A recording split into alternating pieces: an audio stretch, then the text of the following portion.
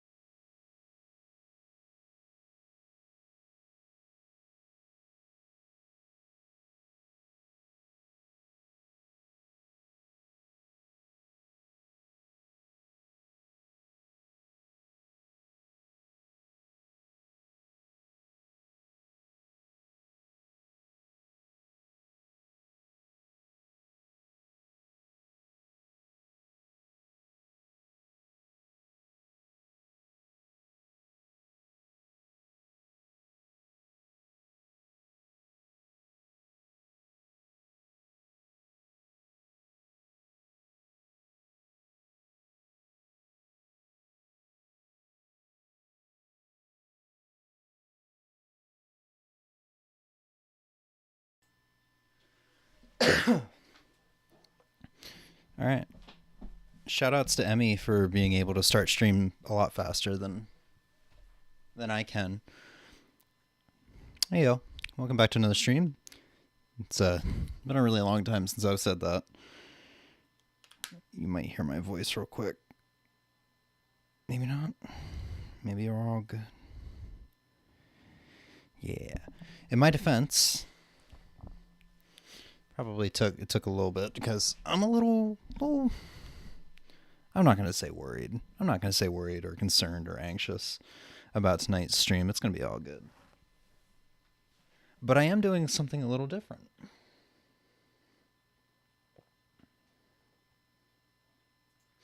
This will be the first year in a couple years where we're not doing the countdown in an Animal Crossing game. I won't be awake at that time. I honestly probably should be asleep by now. My sleeping schedule's been so weird lately. And I've kind of fallen out of streaming this year. We're going to do our reflection, but since I started a new job back in March that's very music and guitar oriented, I'm just I haven't been able to stay away from guitar. It's been my addiction.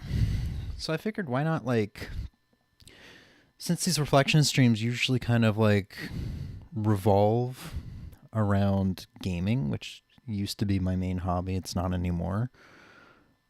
Why not have continue the thing and keep my main hobby kind of at the forefront of this? You know, because usually end of the year I'd be like, hey, you're my game of the year is this. Here's a bunch of great games.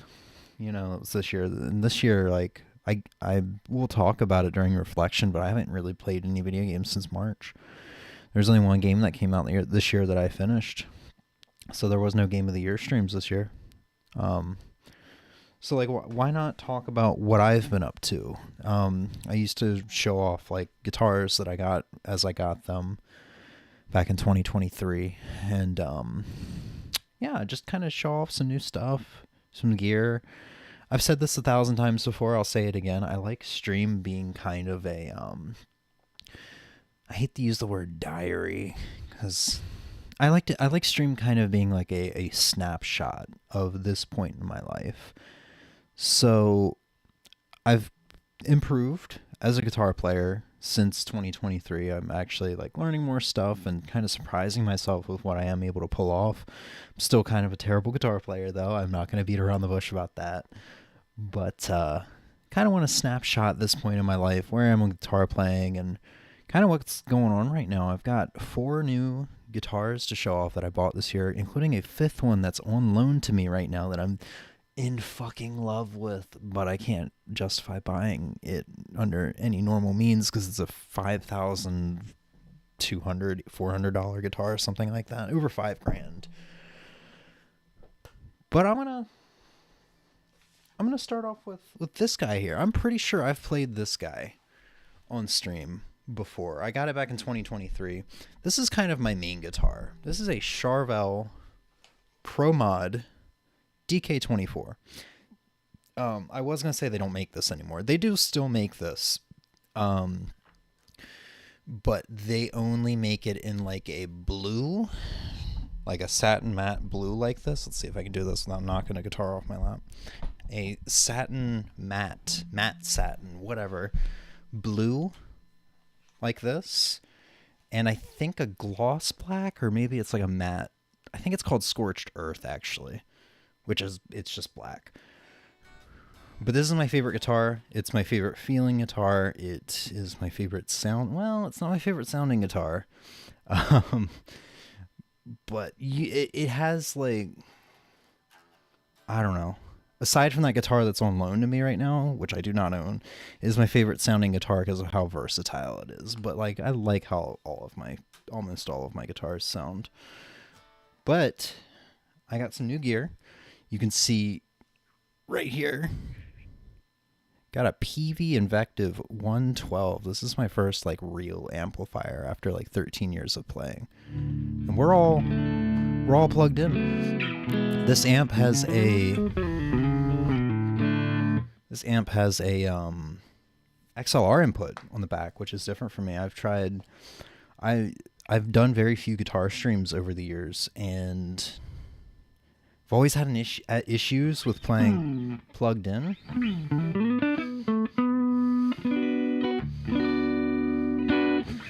Because like my positive grid Spark 40, which is right here,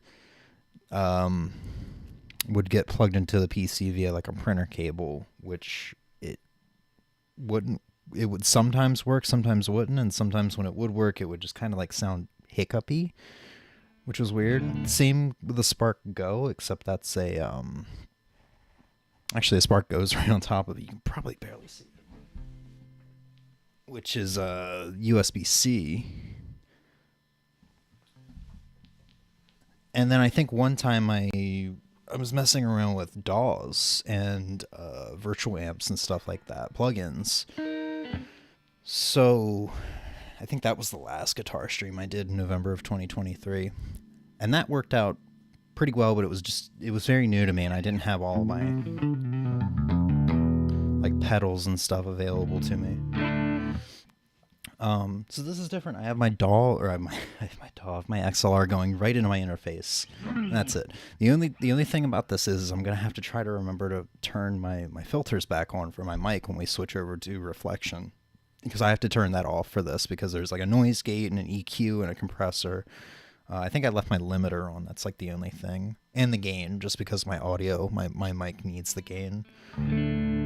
But it's nice. I've got my pedal board plugged in, which we can go over that in a little bit. But this is Misha Mansour's signature amp. It's like my first real amp, and it is fucking loud. I love it. It sounds so good too. Because over the years, I was kind of in this mindset that the amp didn't really matter too much. I was using, for like the first 9 years, a Yamaha GA15-2, I think is what it's called. 15 and then II, the Roman numeral 2, which it sounds good clean. The built-in distortion and stuff like that, not so much. But it's literally a beginner amp that came with my first guitar, a Yamaha Pacifica 012, which is a fucking amazing guitar, especially for the price, especially considering they still make that guitar for like, and they sell it for like $230 or something like that. The craftsmanship on that thing is amazing. I have modded it. It feels amazing. Still, it plays amazing. It's great. But that was my main amp for 9 years. It was my only amp. And then I want to say summer of 2022, I believe, I got a Positive Grid Spark 40, which was a big upgrade. And with all the built-in tones on the app or on the cloud that thing has, I was like, oh, I'm never going to need another amp again. Like, this is a big upgrade. I'm never going to need to buy pedals. And yeah, I was satisfied for the most part, other than their built-in, or their the switcher that you can buy, a little pedal switcher, needed to be like the Bluetooth on that amp, there's something fucky with it. And I don't know what it is. I guess maybe it's kind of similar to like my PS4 had an issue several years ago where I had to send it in to get the Bluetooth chip like replaced or something like that, whatever's going on in there. I don't know if it's the same with that. Sometimes it has a hard time connecting to my phone, to the app. I could never get that thing to connect to the pedal, the foot switcher. And even then, like, you're switching entire amp heads for the most part. So whenever you switch presets, there's just about a second, maybe half a second of a pause, but it's enough for it to be weird if you're playing a song. So I have this. It's amazing. It's incredible. And I realize how important a nice amp with nice speakers are, because the speakers on that, not the best, just because it's a combo like guitar and bass amp, so it's kind of woofy as a result. It's very bass heavy. I usually like turn whatever preset I have on that amp. I usually turn the bass all the way down to 0. I'm also calling it now as I switch guitars throughout this stream. I'm going to forget to tune them until I play a couple notes and go, why the fuck does this sound wrong? Just because it's that time of the year where the weather's kind of weird. Also, my guitars all behind me are right next to a window, so it's like a little bit of cold air getting in.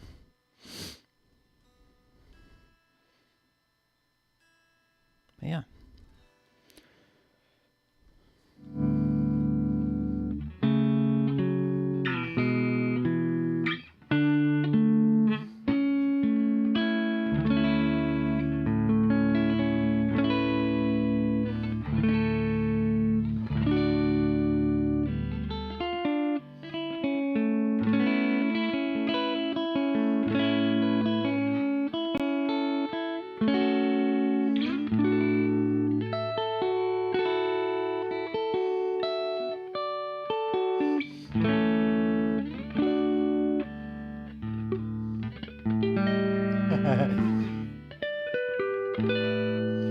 You can tell I never fuck around past the like 15th fret.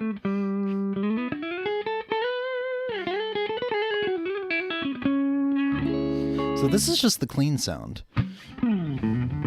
Happy New Year's. So this is just the clean sound. I don't have anything on right now other than I guess that's not true. I have a compressor and a fucking 10-band EQ on this right now. I guess I can kind of show off what that sounds like without. I don't know. I'm gonna have to lock this fucking chair because I recline way too much. It's a bad fucking habit.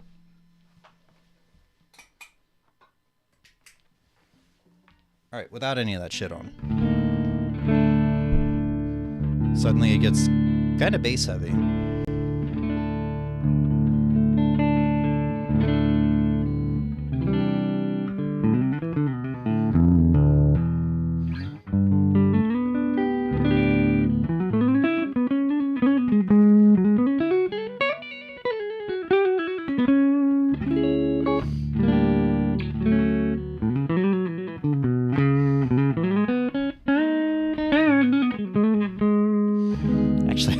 That maybe I have my EQ set up like all wrong. But the real reason I got the EQ, I got it this year, is because there's a pedal I sold off a couple of years ago called the Digitech Whammy DT, which I rebought about a month ago, probably not even a month ago, a couple weeks ago. And I loved that pedal just because like I can show off right now. I could just press a button. And then suddenly our tuning's changed. Now we're in, this was normally drop D, but now this is drop C sharp. It's half a step down. And the thing that bugged me about it, there was two things that bugged me about it that led me to selling it about 2 years ago, I want to say. Is that this, I don't know how noticeable it is over stream with compression. There's I always get this wrong, low pass filter. I always get high pass and low pass confused. The low pass filter, I think. Yeah, low pass filter, because it's cutting off some of the high end. So the reason I got the 10-band EQ was like, well, I can just EQ it back in and have my easy drop tunings.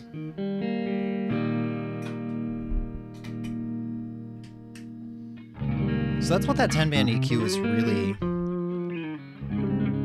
for right now. It's giving me some of that high end back.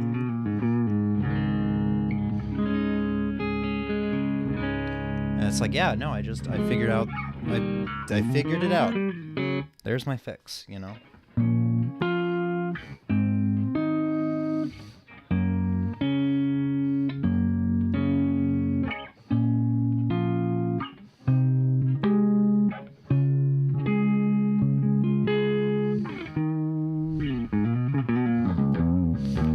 The compressor was also a purchase I made this year to kind of try and fix an issue, so I really should move my pedal board to a more convenient place, but try to fix an issue where I've had a wah pedal for about 12 years now, and I never really use it just because it's like, it's ear piercing at times, especially with clean tones and like very trebly high, like distorted tones where your treble's a bit higher. I don't know, like I like when I'm playing like some thrash metal stuff, I like my treble to be high. I don't want a bassy gallop or whatever. So I got it for that, just because I was like, I wonder if that'll kind of fix it. Also, like I kind of just need a EQ pedal because I'm messing around with so many delays and reverbs, and that can get out of hand when they're stacked on each other. Like it can be ear piercing at times.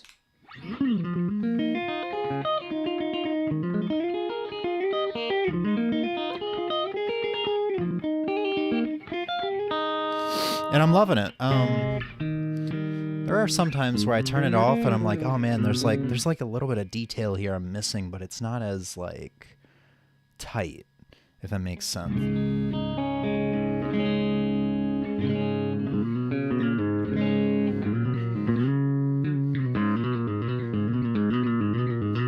I think I'm hearing...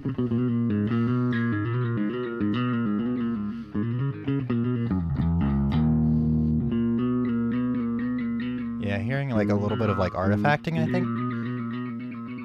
There. And I mean, this stuff is only as good as it can be, which is still pretty damn good. I understand it's not something that you're gonna want like in a recording situation, but I'm not doing that. So this amp is way too much for me as it is in this small little room.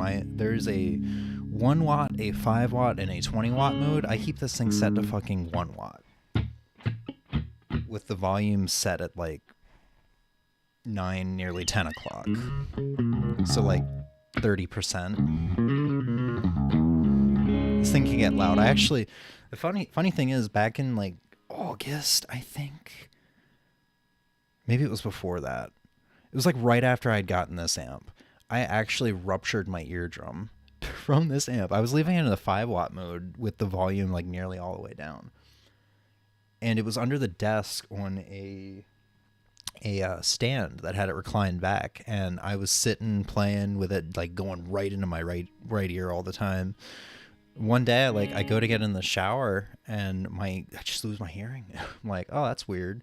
So I go to work and I have my entire day just not really being able to hear out of that right ear. And eventually after like a week, I go to the doctor and he's like, oh, your ear is like all fucked up.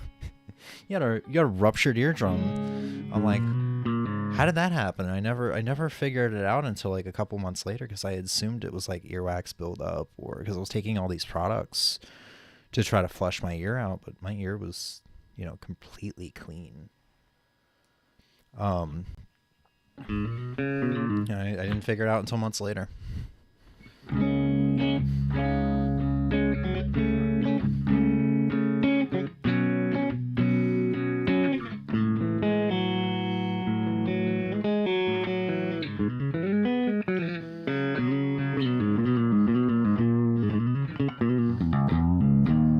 don't think I'm going to play any actual songs tonight. It's just a lot of doodles. If I want to embarrass myself, I could probably show off something I'm working on right now, which is a tricky song by the band Alter Bridge.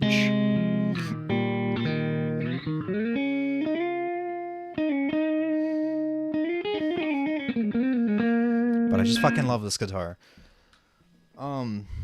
But yeah, we can kind of show off the pedal board. I took a picture of it in advance because I wish I had a second camera, but I don't. So I got pictures. I have a picture. We can probably jump over to 16:9 here. And let me see if I can pull this up. Yeah. Display capture. So here we have a pretty shitty picture of my pedal board. This was before I vacuumed earlier, so this is kind of what we're looking at. It is really cramped. I just bought 2 pedals about a week ago, and they both arrived yesterday. So that'll be fun to mess around with tonight, because I haven't had a chance to fuck around with them.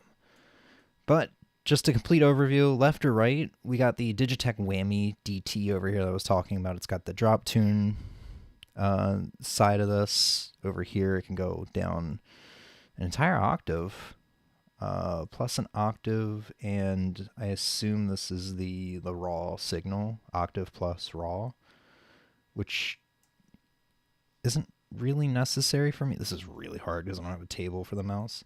Isn't really necessary for me because I have a 7-up over here. We can get to that. And then we have the whammy pedal on the side. I don't really use this other than 2 octaves up if I want to do something crazy like this.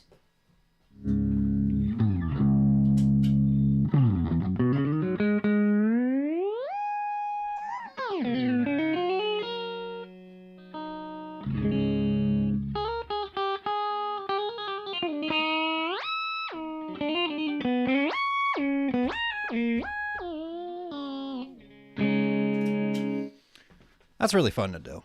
I've just been playing around with songs and just kind of fucking around with that. This beat up looking pedal is the wah I mentioned a while ago. It's a Crybaby wah GC 95 or something like that. I don't know. I haven't used this much all my life, and I'm finally this year just like starting to really appreciate it. Which is kind of a running theme this year, because there's a guitar that I've had since January of 2013. Yeah. That I haven't really cared for all that much, and through modding over the years, I'm starting to finally get to it. And only in the past like week or two, or month or two, I've really like started to fall in love with it. But I'll play through all these pedals throughout the night, hopefully. Maybe not all of them. The Keeley compressor plus, this is the Sweetwater exclusive one. 7-up. So this is a octaver pedal, so it can go octave below and an octave down, all while playing the raw signal. That's a fun one to mess around with. A lot of these pedals, especially on the right side of the pedal board here, I really like to mess around with. MXR 10 band EQ. Got the mids scooped a little bit. But then the high end increased a bit for the Digitech Whammy DT. I also just kind of keep this on at all times just because it makes tone better. I didn't realize how vital an EQ and a compressor is for the pedal board until I got them this year. Going up, we got a MXR Berserker Overdrive. This is the Zakk Wylde one. I've had this one since probably about 2013 as well, and never really liked it until this year. When I started working at the place I'm working at now, full of musicians, somebody told me to turn the gain all the way down and crank the tone and output all the way up while you're using drop-tuned guitars, and it'll give you more like clarity. I think it's something that Killswitch Engage, one of the guitarists from Killswitch Engaged found, or maybe it was another band, I don't remember. And yeah, it really works. So like, it hasn't been on my pedal board for years, and now it is. The one pedal we probably won't be hearing from tonight, and it really shouldn't even be on here because you can see it's fucking cramped. I got to get a new pedal board next year. Boss Metal Zone MT2. I actually do like this pedal. A lot of people talk crap about it, but it's one of those, like, it's the pedal, the settings, the dials on it are extremely, extremely touchy. It takes a lot of work to dial in a good tone on it, but when you get it sounding good, it sounds good. I just don't need it now or really anymore because I have this new amp, and it's by one of my favorite artists, and his band Periphery. They're all over the place with tones. They'll be doing really nice, chimey, clean stuff like this.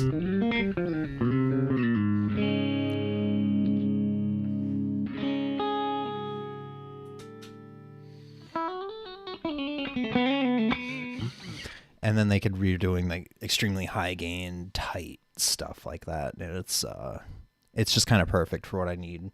I even borrowed an amp from work because they have a loaner program. It's actually how I loaned that one guitar I was talking about that we'll get to later.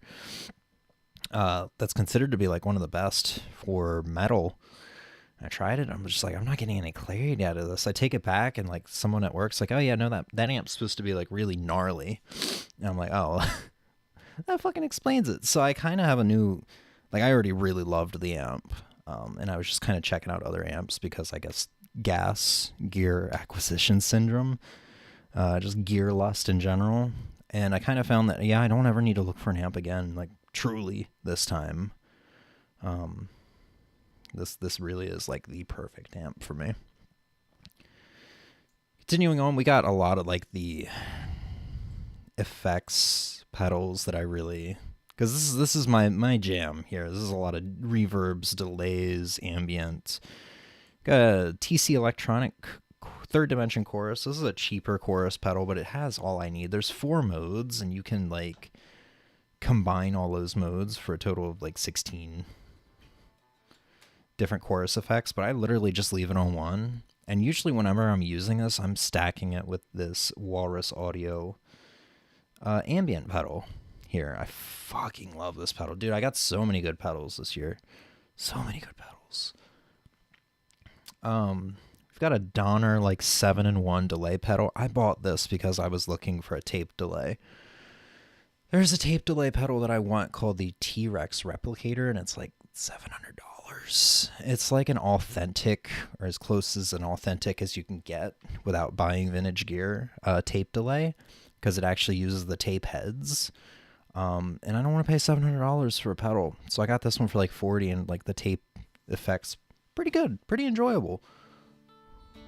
If I ever win the lottery, though, I'm still getting that T-Rex one. Got the Matthew Effects Astronomer version 2 over here. This is a really cool reverb pedal. I actually want to like, this is one of my favorite pedals. I actually want to turn it on real quick to show it off.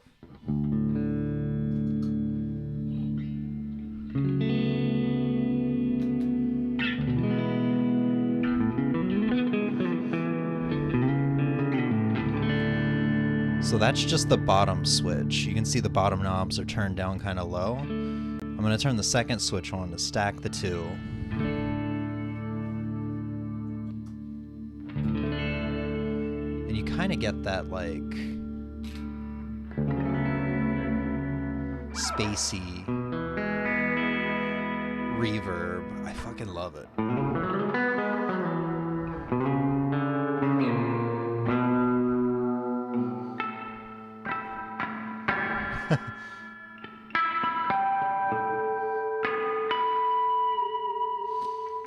I love this. Love this pedal. It's like I said, a lot of these I tend to stack. And then we got the 2 newest pedals, 2 of Mark Holcomb's, which is one of my like idol artists. Signature pedals, which are no longer in print. They're very hard to find. I got very lucky, and one of these went up on Guitar Center used about a week ago, and I snagged it. This is the Seymour Duncan Dark Sun. This thing is complex as hell, and I don't really know how to use it yet. But there are some presets I've been messing around with, and it's pretty cool. And then this is his older signature pedal. We got the Protone Haunted Delay.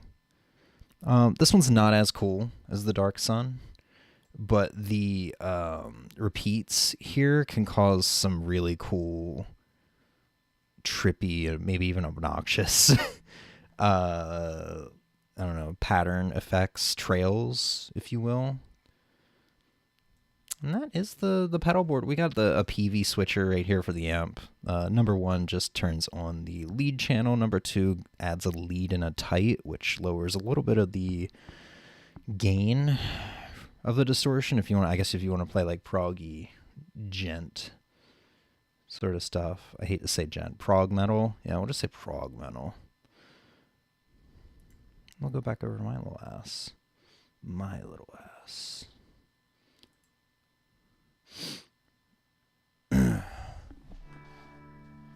So yeah.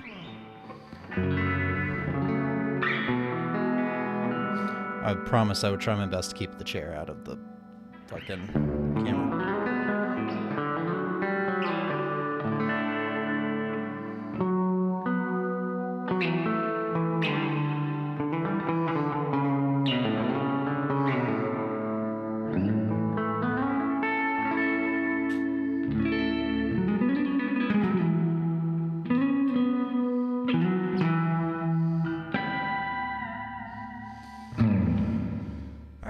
I mean, I guess while we're talking about gear that isn't guitars that I've bought, there underneath the Positive Grid Spark 40, I bought a Positive Grid cab after, like 2 months after I bought this, after I was like, yeah, I'm satisfied. I don't know why. I just want this thing to sound nice because of all the tones that you can get, all the different like amps and pedals and stuff that it can model. Or I guess maybe model isn't the right term. Emulate, I guess. It's probably a similar definition, but whatever. And it actually does finally make that... It doesn't make that amp sound perfect. It's still a little woofy. You still have to have the bass turned all the way down to 0. But it's a lot better having that projection. It's got a better speaker in it, which makes sense. It's a giant speaker. I don't think we'll be playing through that tonight. That also has, thank God, that also has an XLR input. So I guess I could just plug right into it if I wanted to. Maybe we will. Maybe we will.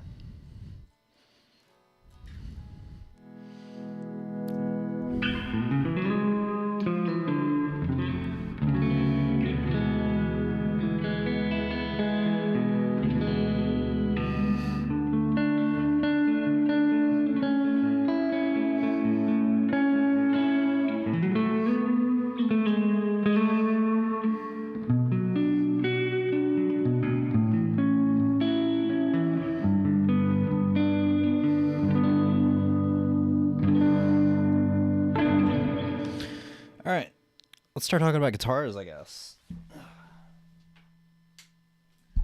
So I didn't really buy any guitars back in 2024. Bought a couple in 2023 like this one, and I just fucking really love this guitar. It really did satisfy me until April or so, when I went to probably my favorite local music store and impulse bought the most expensive guitar I've ever purchased.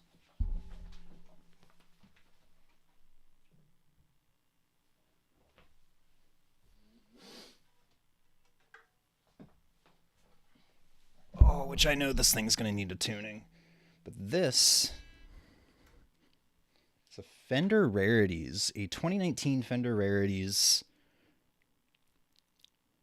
Stratocaster. I am a big Fender guy. An artist named Jim Root is a big idol of mine. He's actually kind of the reason I started playing guitar. And he's a Fender artist. He is a big Fender guy just in general. And I kind of like adopted that feature from him. So even though Fenders aren't tonally, I guess, my speed, I just fucking love the way they look. I don't just mean tonally. I mean like everything about them like just is not for me. They have fatter necks. They usually have glossy necks, which I don't like. They usually have a rounder fretboard radius, which I like a flatter one. Preferably like 20-inch, but that's kind of hard to come by. It's getting more common. But there are some brands like Stramberg that exclusively do 20-inch fretboard radius, but it's hard to get a 20-inch fretboard radius on a guitar under like $1,000. Or really just at all. You're either buying a Strandberg or getting like a custom-made Kiesel or getting an artist's signature. Usually either Mark Holcomb or Misha Mansour. That's just off the top of my head. I mean, there's so many guitar models out there. I'm sure there's stuff I don't know about. This thing's also got 3 single coils, so it's going to be a little quiet compared to what we just played. Turn those pedals off. This thing's nice. It's got a quilted maple top. Not something you really see on a Fender. I don't remember what this is. This pick guard. It's like it's like scraping nails on a chalkboard. I think it's an iodized gold pick guard. And then an all rosewood neck.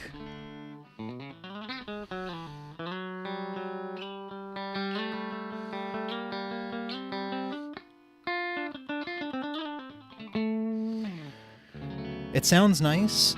It's just, this is the most expensive guitar I ever bought. It was like $2,500. And it is probably my least favorite guitar. There's a lot of things I don't like about it now that I have it. On top of that, it's the only guitar I've ever owned that's had issues that I've kind of immediately needed to deal with. Which I actually just finally fixed recently, just like this past week, which it had a scratchy tone knob, which was making the entire guitar sound pretty terrible plugged in, like scratchy. Now, since I'm kind of a rock and metal guy, I don't need the tone knobs. So thankfully I just removed the pick guard and flipped it over, removed the desoldered the cables that were soldered into the tone pots, and just kind of taped them off and put them off to the side. And so this guitar has no tone. The tone knobs are still there for prettiness only. Emix Darling has returned to the pack. If Twitch wants to jot be a dick, that would be great. Jot wants to not be a dick. See, your username on OBS, I'm going to say some fucked up shit. Your username on OBS covers part of your sub message. So all I see is wants to jot be a dick. That would be great. For some reason, my brain auto-corrected all that to this bitch wants a dick. That would be great. Also, thank you for resubbing him. I hope you've been using that sub on somebody while I've been not streaming.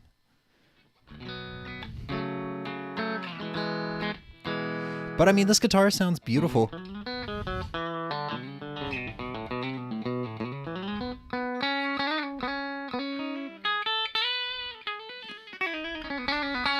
So I bought a struggle I just went through to resub. I'm so sorry, buddy. Thank you. I appreciate your $2.30 that Twitch is going to give me. Probably less because it's a Prime sub. What was I saying? Yeah, I'd actually bought no load tone pots, which is what I have in the Charvel. It's what comes stock in that, where you turn it all the way, it clicks to 10 and it stays at 10 and bypasses the circuit, so there's no, so you get a cleaner signal.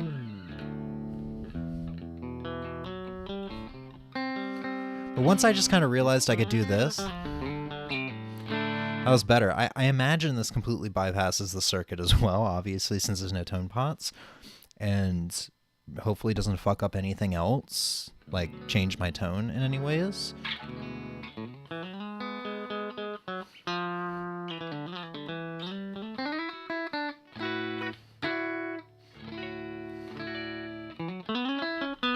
I think it does sound brighter, higher, like more trebly.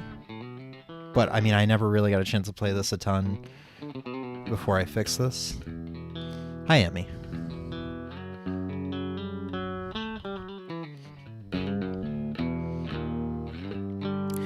Yeah, I mean, it feels great. It's just... So, okay, so some of my issues with this is immediately like this pick guard. I don't know if I can pick this up.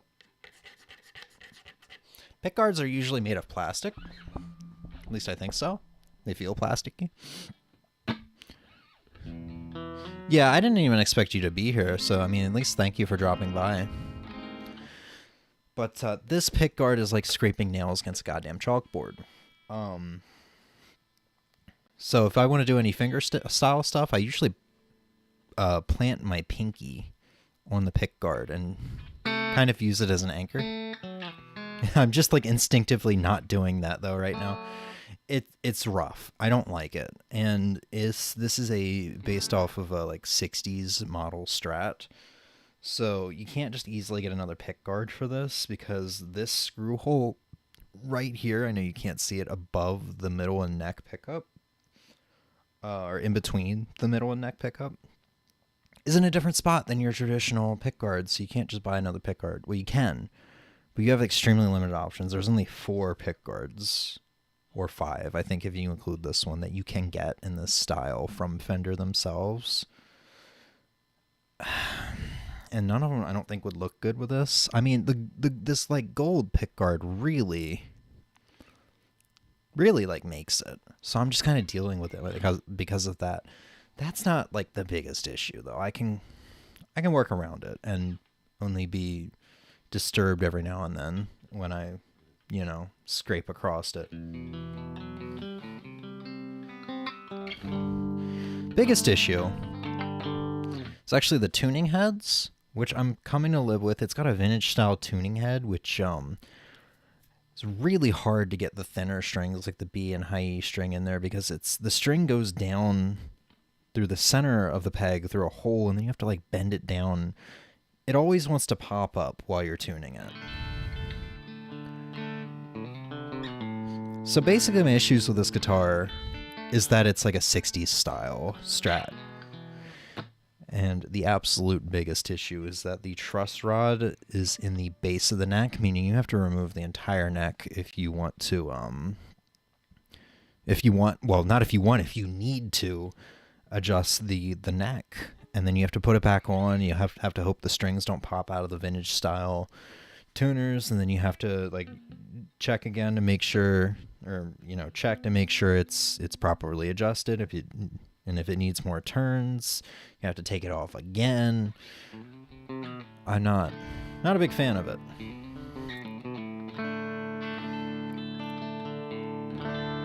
But it's very nice.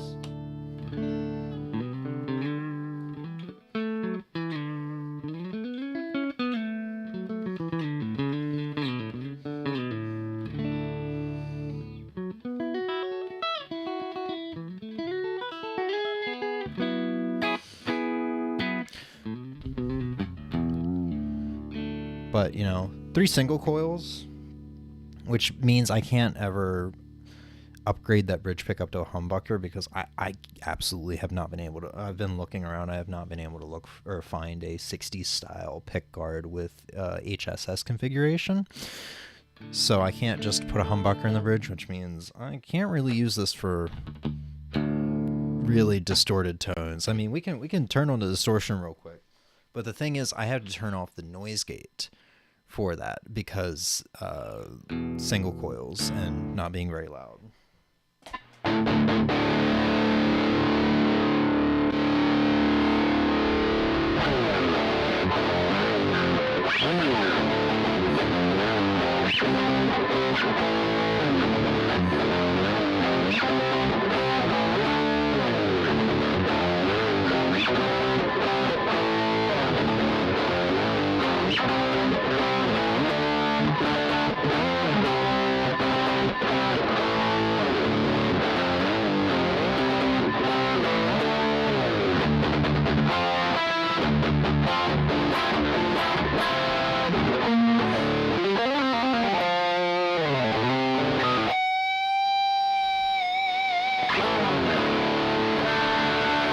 Okay, actually,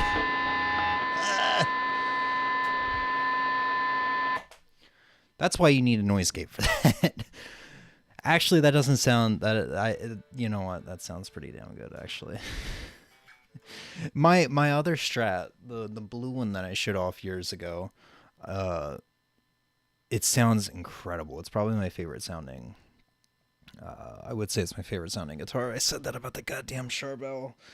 It's a beautiful sounding guitar, but it cannot hold distortion like this. Surprisingly, my Squier Telly can hold distortion really well. I mean, we won't be showing that off tonight, because I have 12 guitars at this point, 12 electric guitars, so it would take forever to go through every single one, but I just kind of wanted to showcase the new ones. But right, I turned the distortion up. But that surprises me. That actually really surprises me.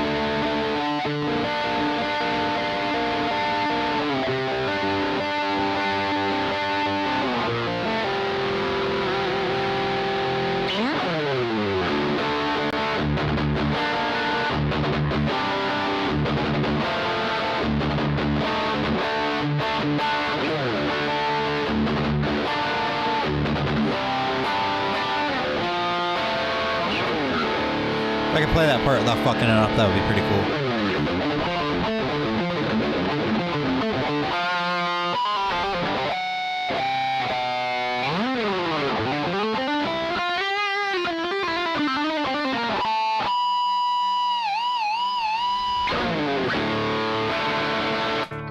All right, I take it back. I think I like this guitar a lot. I just, you know what? I have to remember that I fixed this a couple days ago, and it sounds great now, and it feels a lot better now that the truss rod's been adjusted. I did that like a month ago, but still, I'm still in this mindset of, oh, this was not a great purchase, but no, this is.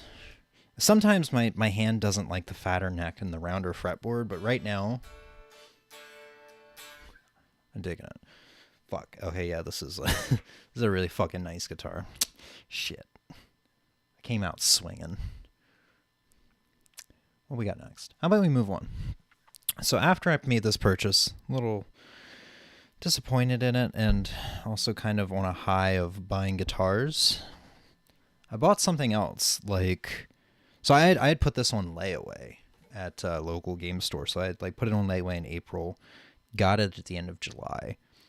And then I think 3 weeks later, early August, bought another guitar, complete opposite of this one. This is a 60s style guitar. The next one's a more modern style guitar. I gotta remember to put my gate on.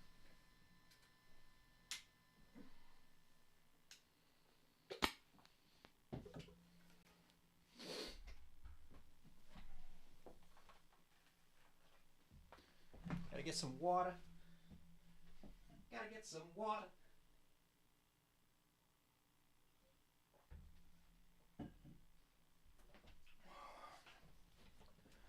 Oh yeah. Oh, this one fits in the entire shot.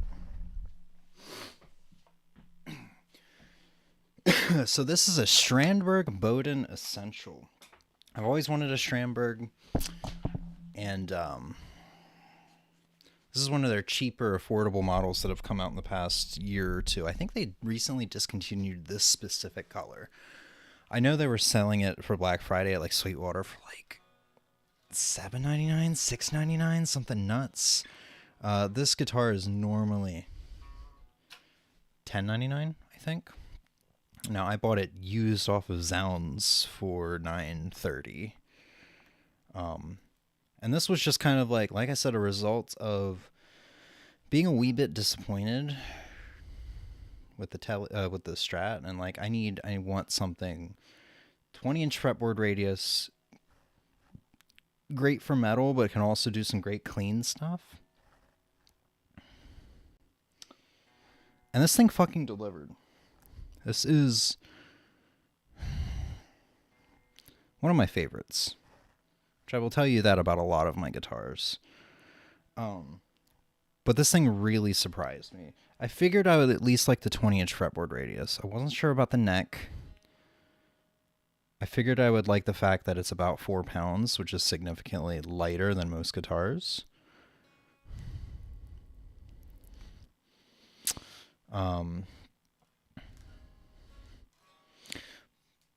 But yeah, this thing really surprised me, especially considering it's one of their cheaper models. The initial setup on this thing was stupid fucking easy. So much easier than setting up and properly like changing the truss rod and the intonation and doing the adjusting string height and stuff like that. It's so easy.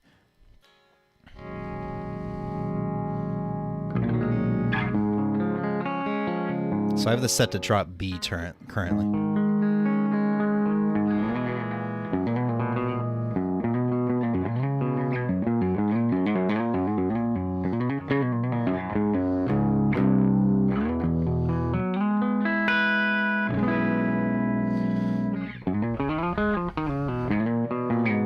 So this guitar kind of was advertised with position 2 and position 4, one of them being a Strat S style tones and the other one being a T style, Tele style tones.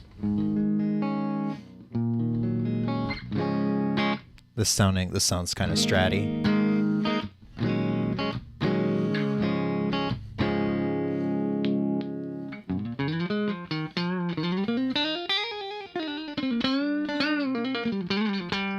Not quite a Tele, but you can tell it's kind of trying to be a little twangier.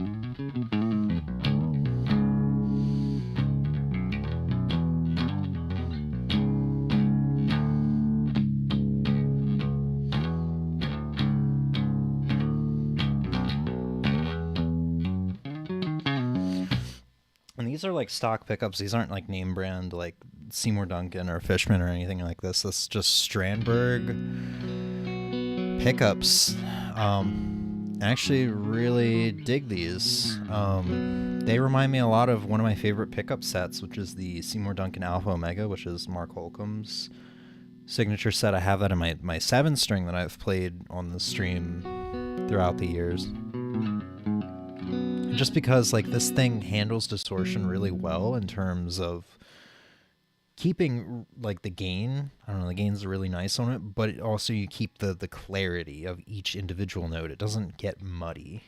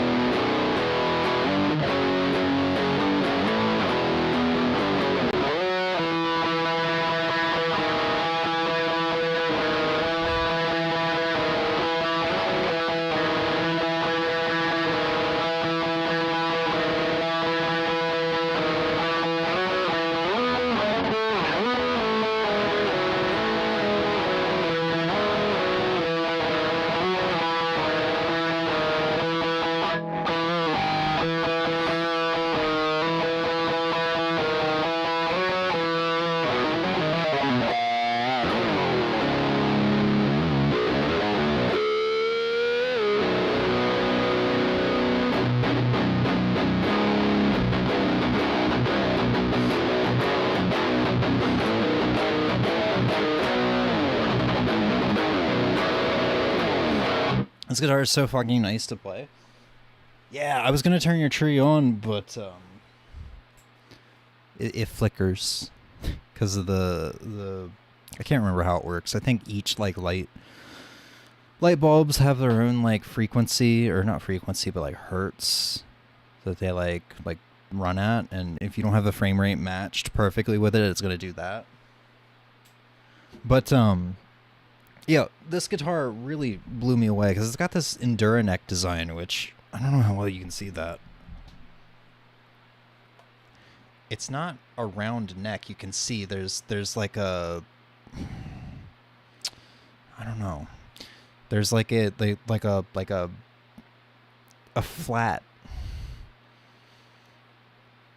point of contact. I don't know how to explain it. That just runs across the back.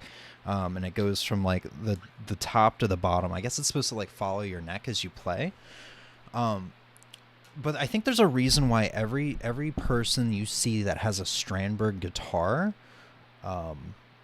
is a fucking insane guitar player, because this thing has me playing for longer whenever it's on me. Just because it's like 4 pounds. Most of my guitars are 7 or 8.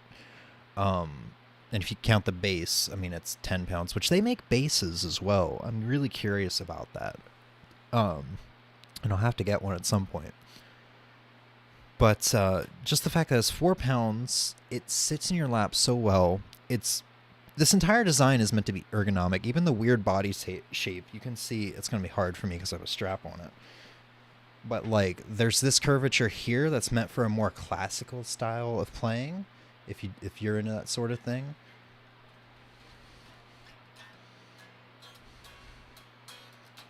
Yeah, lightweight.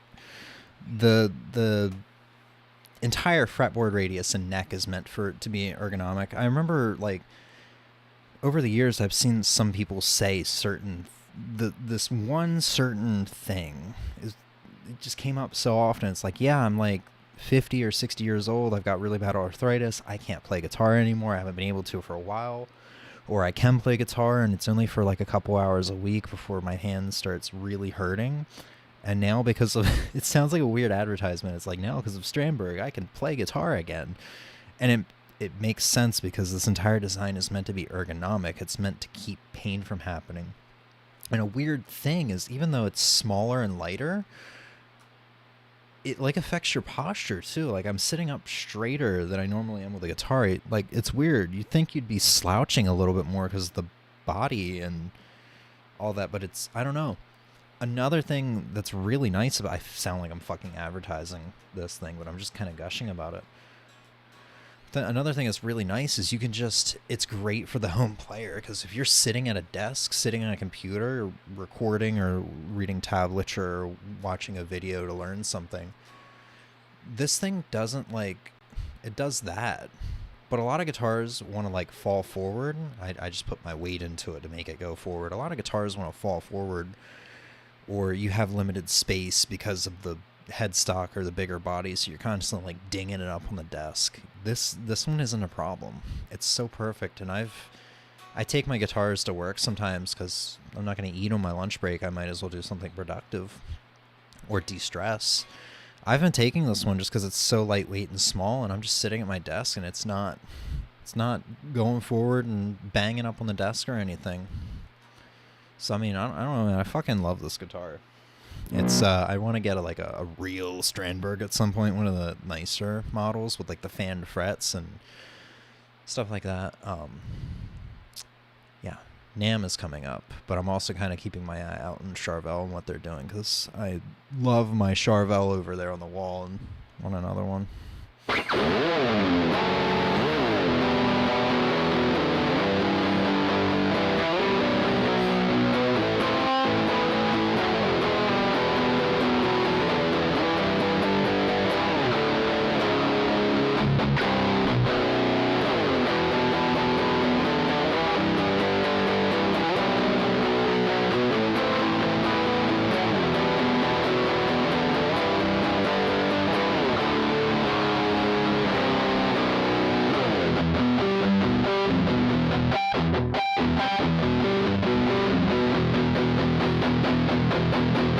It's hard not to play Slipknot when it's in fucking drop beat.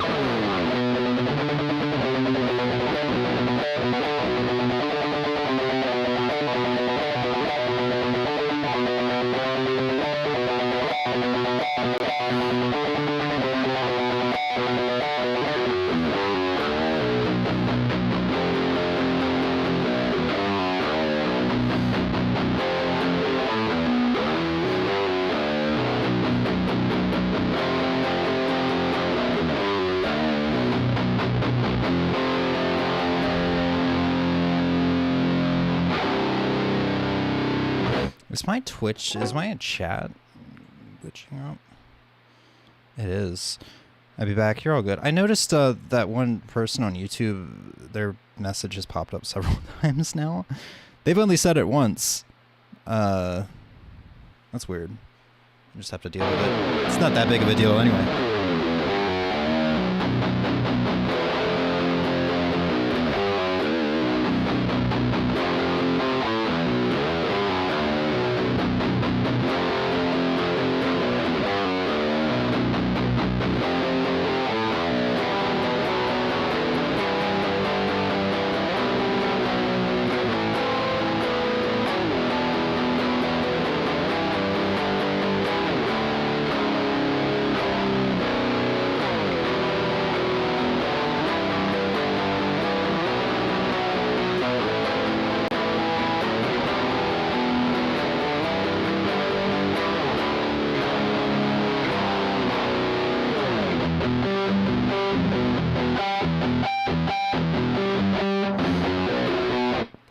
Fuck the solo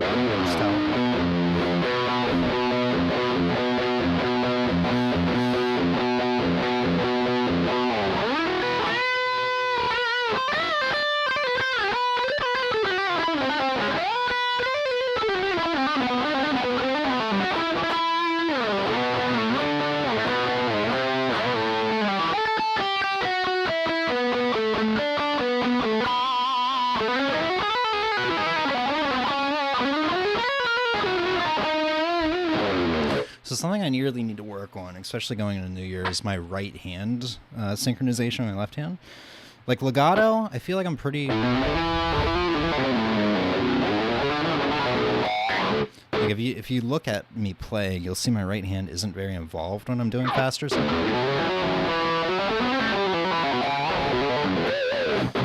My legato is pretty alright, but when it comes to synchronizing my right and left hand, which that guitar solo I think is supposed to be all picked, I can't. So like you saw I started it, fucked it up, and then I'm like, I'm just gonna legato this shit, and went through it again and somewhat sloppily did it, but it sounded better.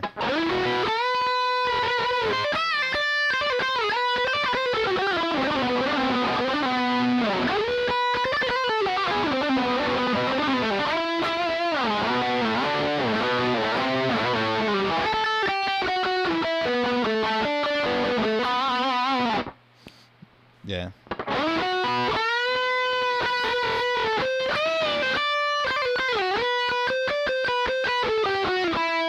Oh, fuck.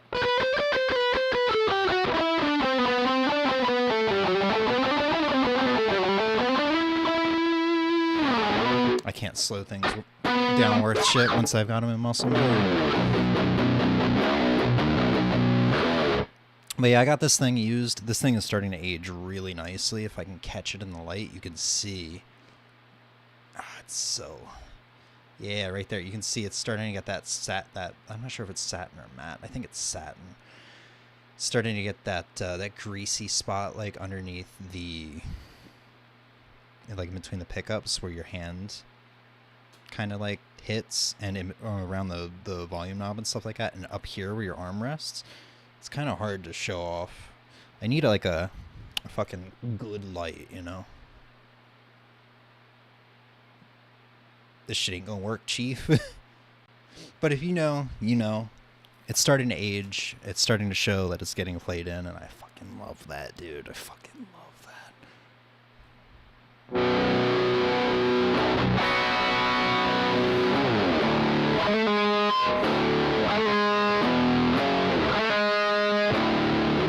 I always fuck this song up.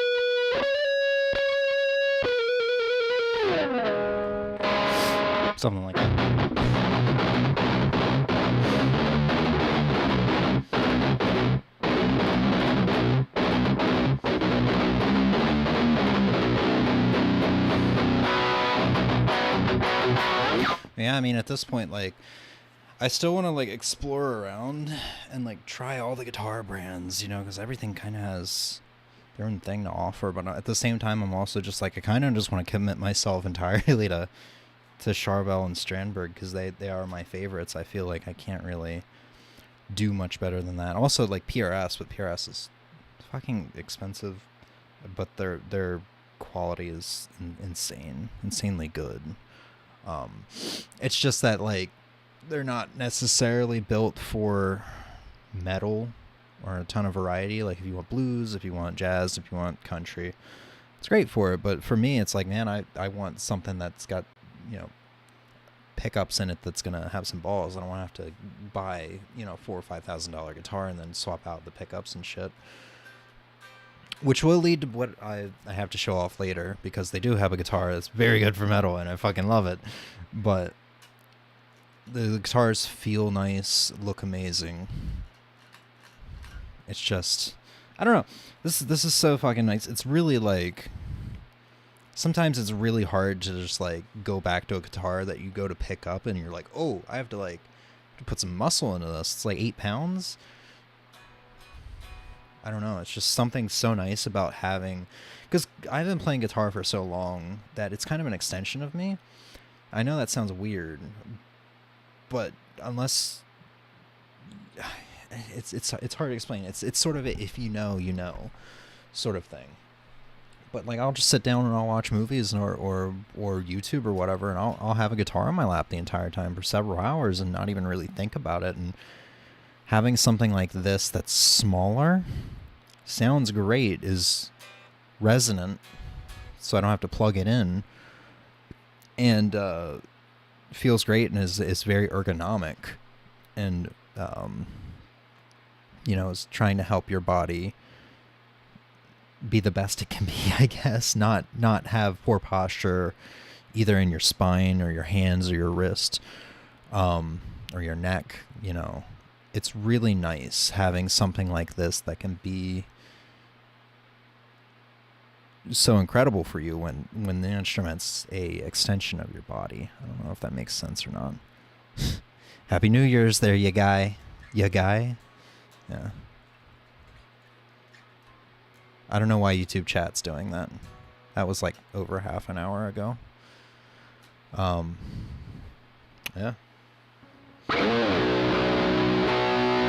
How's that go? How's that go?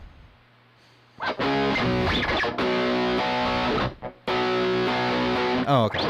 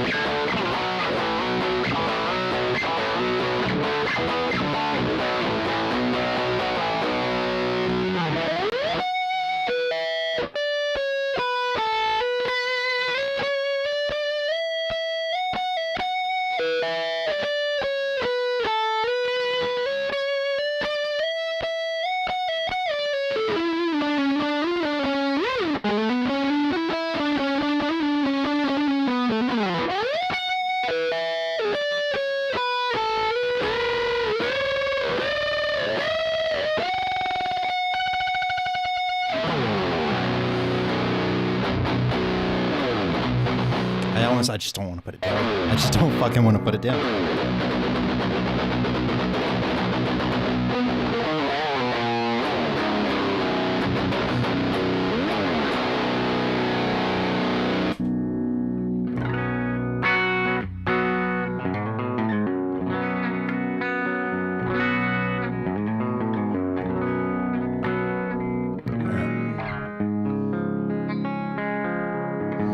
At this rate, we're definitely going to see the ball drop. Oh,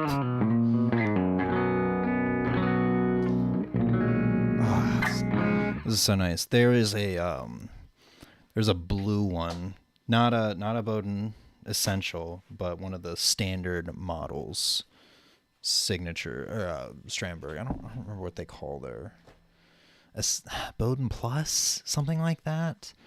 I wish I was near my keyboard so I could show it off. But there's a blue one of these with like a I don't remember what the top is. Flame maple.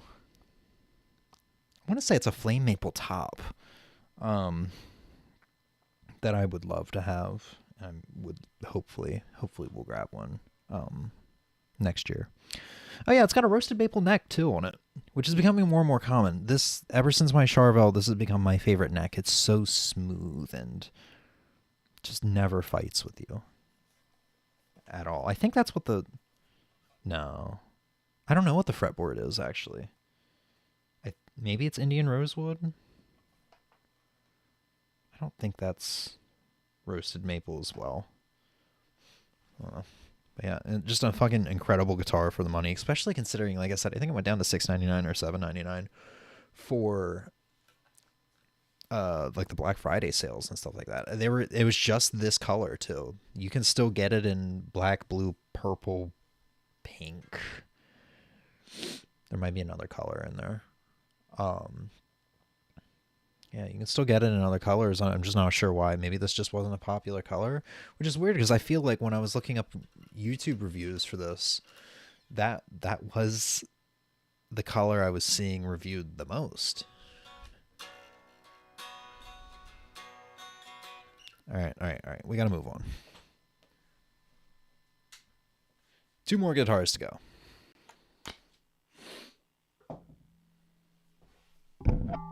Well, technically 3.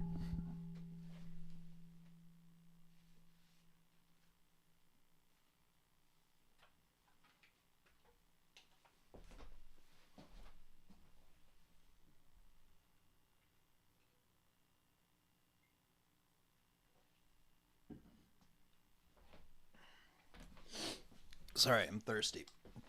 And a very sodium-filled meal before we started here.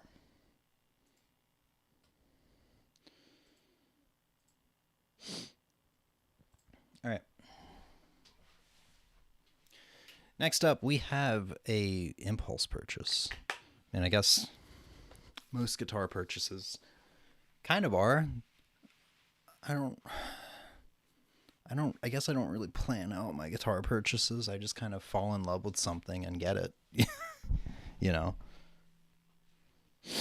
Which is, I don't know, it's not like buying a car. It's probably the way it should be. We have a Ibanez Geo. Let's see if I can do this, because Ibanez is notorious for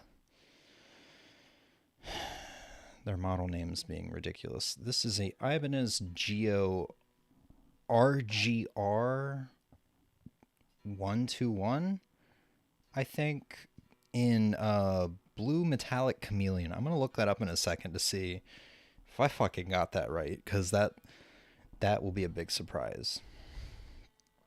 It's a shame Emmy's not here for this one, because this was an impulse purchase that I got partially because of her.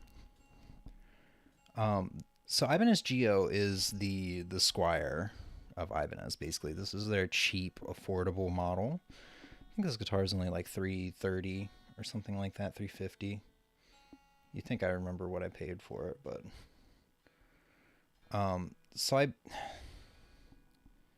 before I tell my story and get sidetracked, I should actually look up the model number to see if I got that right.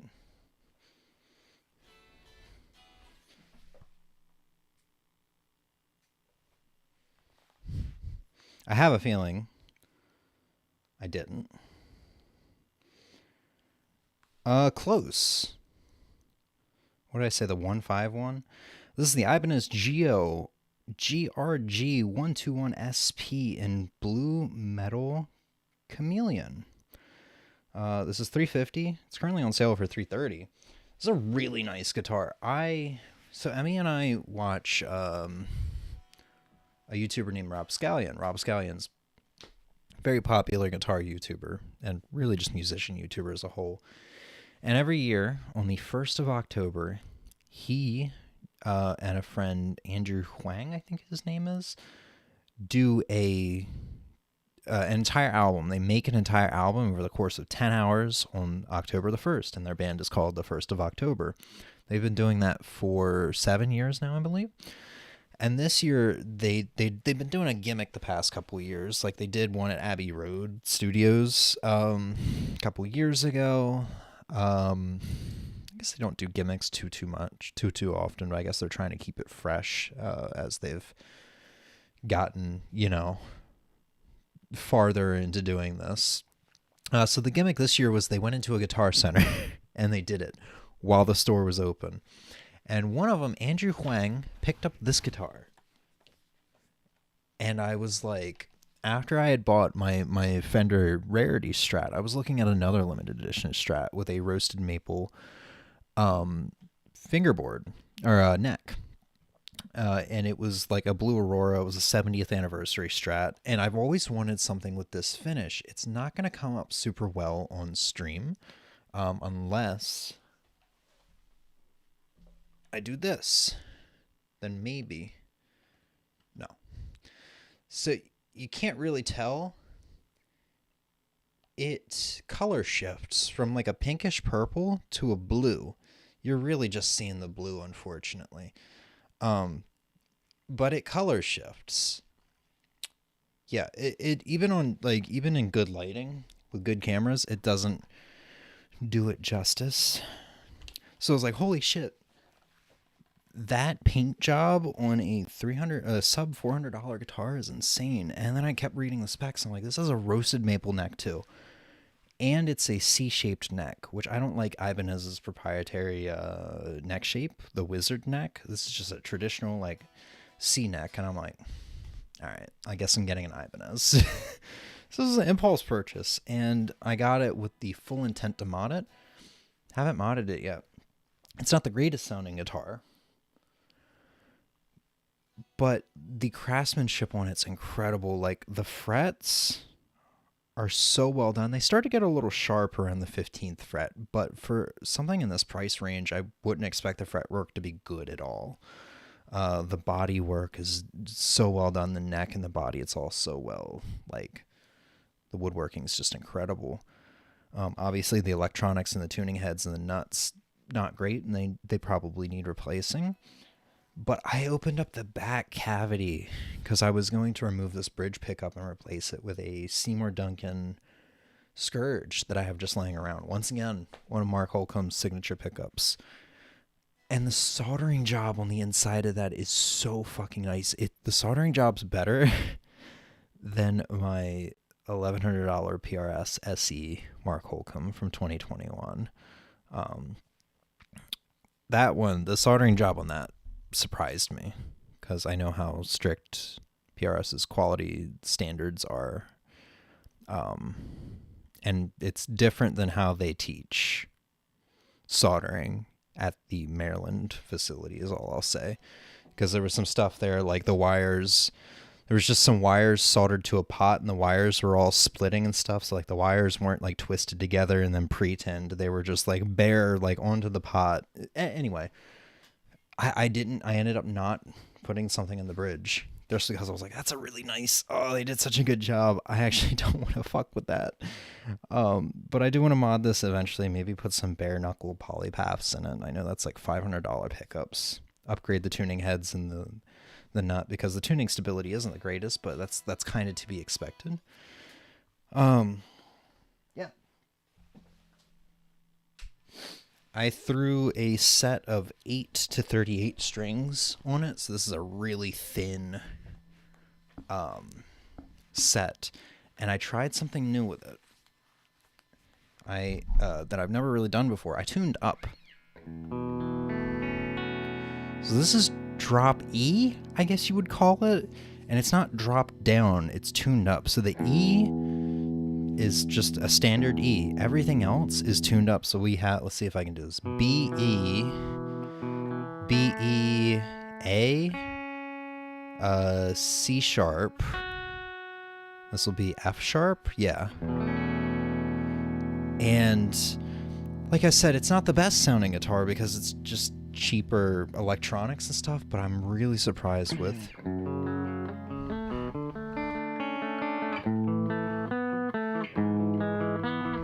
how nice it can sound.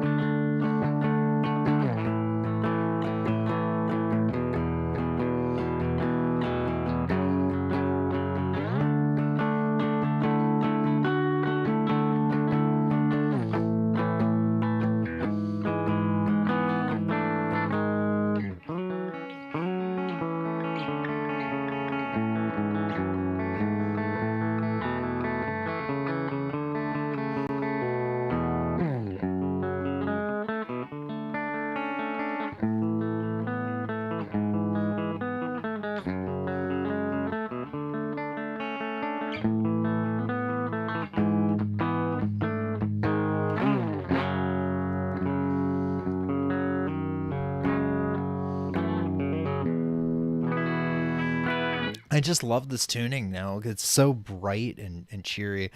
It's my first time having a strap on this thing because Emmy got me a color shifting strap for Christmas. I think I might be feeling a little bit of neck dive.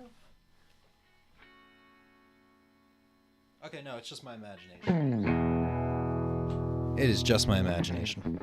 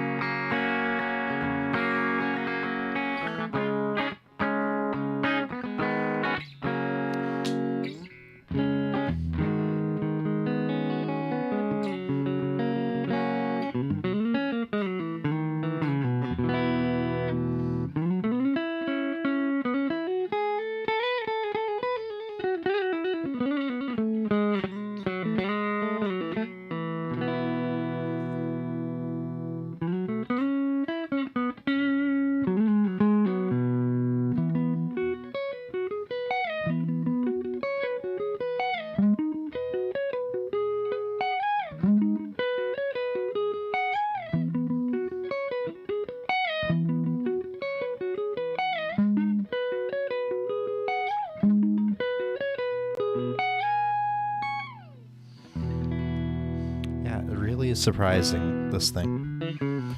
And just because like I got this after the Strandberg, I've only had this for I think about a month and a half now. Just because of this, or just because of the Strandberg and the Charvel and the guitar that I have loaned to me right now and the guitar I got after this, literally like a week after this, I haven't played this as much as I should have. I'm going to try to slow down. I'm going to make sure I slow down the guitar purchases next year so I can kind of appreciate what I've got and also kind of work on things that I have that I'm still in the process of like modding or fixing, like that rarities. Yeah, let's hear some distorted tones of this. I accidentally added the octave pedal for a second there.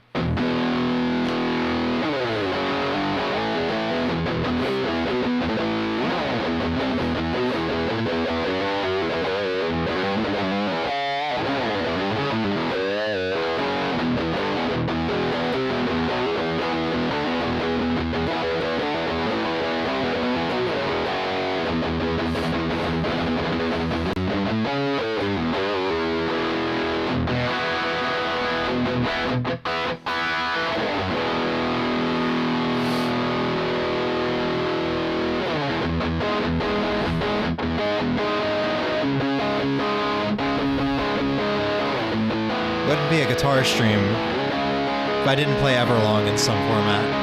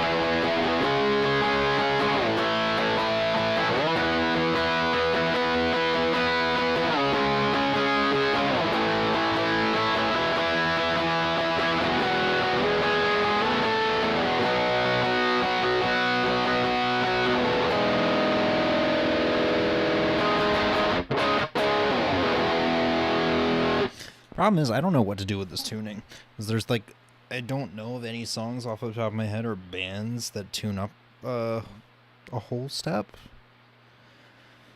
So all I could do is, I mean, it's really fun regardless to just kind of like play stuff that's in other tunings. Like Everlong there's in drop D. I played a little bit of, a while ago, I played a little bit of the riff from, or one of the riffs from Heavy Heart by Periphery, which is drop C.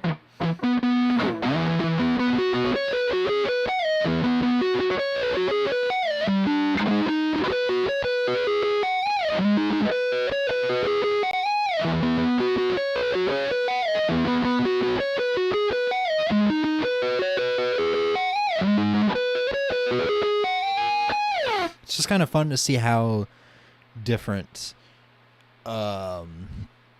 things sound. Okay, bye-bye, Emmy.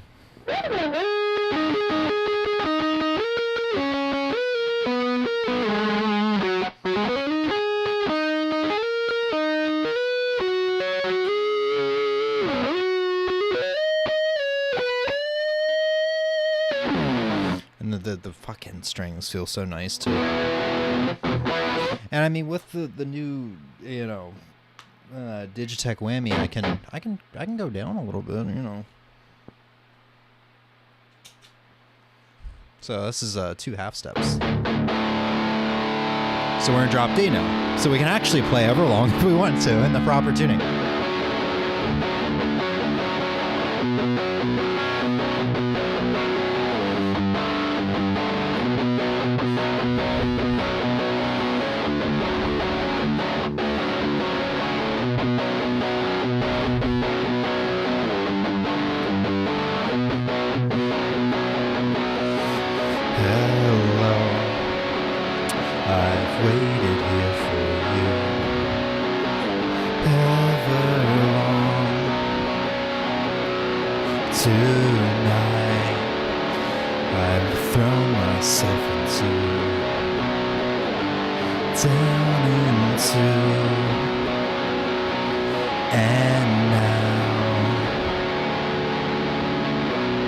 That's a work in progress. It's like I'm learning how to sing and play at the same time, and I'm just completely skipping the step of just learning how to sing. And remembering lyrics is really hard because I'm not someone who pays attention to vocals or lyrics in songs. I can remember guitar melodies really easily, but lyrics are fucking hard, dude. And even a song like that, like Everlong, I do forget, like I did just there, you know, how it goes.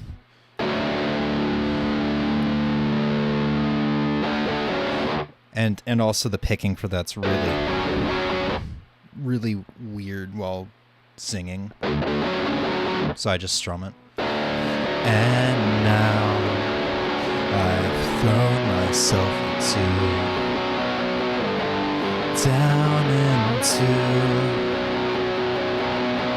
Maybe it's slow how you wanted it to be. Over my head, out of the red, she sang.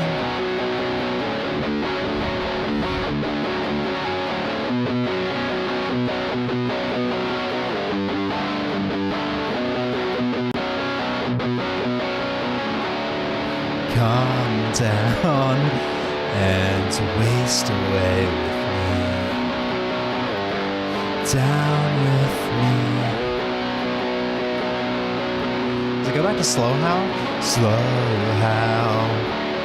you wanted it to be. And over my head, out of the red, she sang. And I wonder when I sing along with you, if anything could ever be this real forever. If anything could ever be this real again.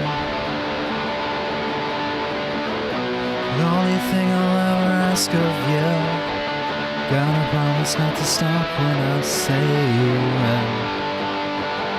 She sang.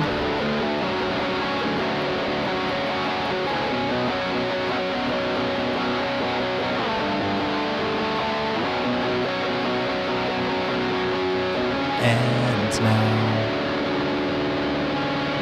I know you've always been. Yeah, I don't fucking remember the lyrics. I was working on this song like a month or so ago on this acoustic right here. I don't know if that came out on camera well, but yeah, that acoustic there. But now that acoustic's in a weird like open D tuning, because I'm learning how to play Watch Over You by Alter Bridge. And so is my other Dreadnought bodied acoustic, so I don't really have a acoustic to learn this on right now. Also, like, I come home from work at like 1 a.m. and I have to be quiet, so I'm just sitting here like mumbling myself.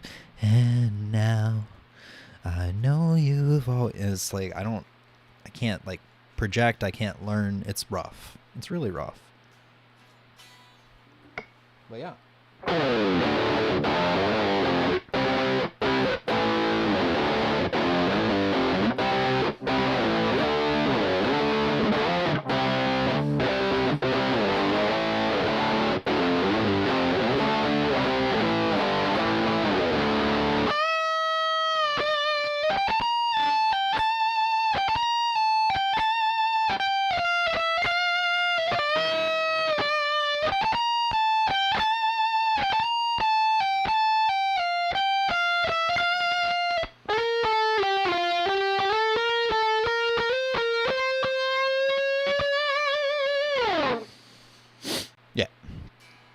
Amazing guitar. I don't know. There's not really much to say. I'm just really impressed with this. Considering like even my Squier Strat's got good craftsmanship, but also like it could that's more moddable than this. I don't know. I'm just really impressed because I've played the more expensive Ibanez models at stores, and I never really cared, and it's probably just because of the wizard neck. This you know what, this guitar also had the same issue singular that I've noticed all the other Ibanez's at music stores have, which is weird, where the fingerboard is just really dried out. Now it's not like that anymore because I took a ton of like fingerboard oil to it, fingerboard cleaner and oil, so it's like nice and hydrated now, but it's just something about like the Ibanez fingerboards at stores and upon getting this one, where they're just like really dried out looking, and there's something obviously aesthetically displeasing about that, which also turns me off from Ibanez. Ibanez bodies look cool. I don't really care for the headstock. I grew up a Jackson guy, so it's like the headstock's like a half-assed pointy headstock. Like, I don't know, man. Just fucking commit to the bit. You're a metal guitar. You need to have a pointy headstock. But yeah. It's progressively getting harder and harder to put these guitars down. Alright. Let's move on to the last guitar that I purchased this year. We'll definitely try out some of the pedals with this one, because this one does clean tones exceptionally well.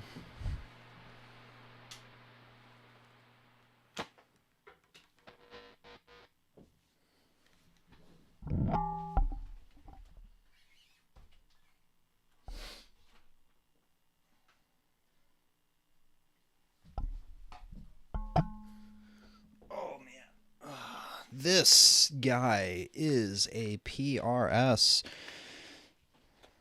standard 24 satin in, I believe it's called Pearl White. This is a new model that came out earlier this year.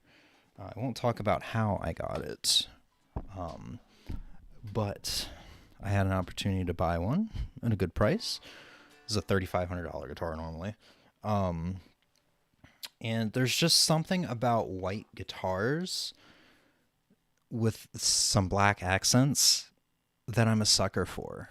And obviously I'm also just a sucker for satin bodies, if you haven't been able to tell by the PR, or by the I guess the Charvel is like a matte satin. But if you couldn't tell by the Charvel and the Strandberg, kind of a sucker. And I'm also, like I said, a sucker for white guitars. This is a Jackson Dinky that I've had since 2013. This is basically the guitar I played the crap out of growing up. And this thing needs to be worked on. It needs a better bridge. It has the licensed Jackson Floyd Rose in it. I want to upgrade it to a 1000 so it stops going out of tune every time I touch the damn thing. I don't know if I've ever played this on stream. I probably have. I think I've played like all my guitars on stream. Maybe minus an acoustic and a ukulele, but that's besides the point.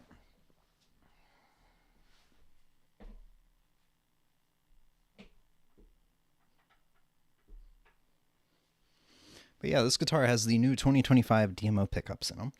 And this guitar sounds incredible cleaned. I have a feeling I don't even need to tune this thing. Out of all my guitars, this one has the best tuning stability, even over the Floyd Rose bridge guitars. Well, not the Jackson Dinky, but the Jackson Soloist that I have, the purple one that has a Floyd Rose 1000 on it. But let's see. This one's also going to be in drop D. I keep a lot of my guitars in standard or drop D tuning just because that's what I like the sound of best. I do have some in drop C, drop B, half step down, but drop D and E standard's kind of my go-to, even though I'm like a big metal guy and a lot of metal bands tune down. Just fucking look at this guitar, dude. Oh, it looks beautiful in this, even in this terrible lighting, it just shines. Maybe it does, maybe it helps because I'm wearing all black. All right, basic clean tones with, you know, just the 10 band EQ and compressor on it.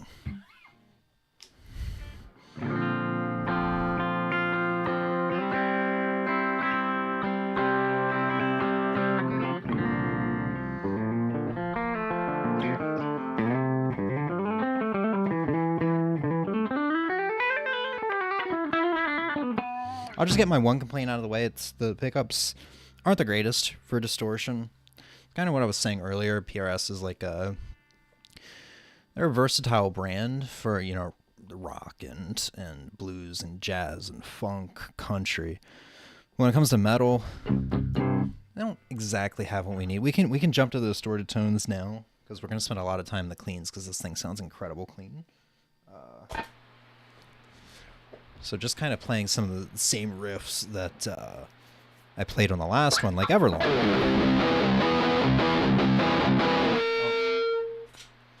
I still had the drop tuning on.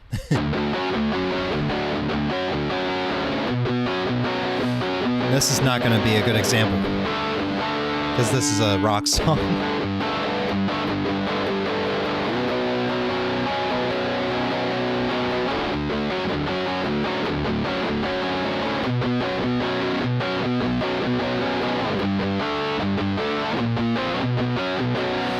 But it still sounds incredible, distorted. It's just, I don't know.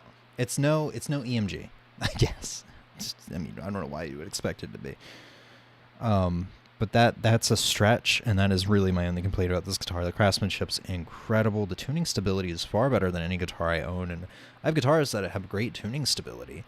This one I've owned since early November. I've never really had to tune it. I mean, you just saw me have the tuner on here, and I turned it on, and I didn't really have to turn anything. This thing is super lightweight, too. I was looking at getting a 40th anniversary custom 24, which has the, like, I think it has a 1/4 inch, like, maple veneer on the top for a brighter tone, and that one was like a pound heavier. I got this, and I'm really happy because this is the Strandberg now. I like lighter guitars. Also, this is a really cool satin finish. I'll try to show it off. Get close to the camera. I don't know how well you can tell. Yeah, it's not really going to show up on stream, especially when it goes up on YouTube and it's all compressed. You can kind of see it there. Their satin's a little interesting. They don't use green filler for the satin, from what I can tell. I don't know all that much about it, but you can see the pores where they don't fill the grain. Yeah, fucking look at that. Oh, that's so nice. Oh, it's so nice. Yeah, I don't know.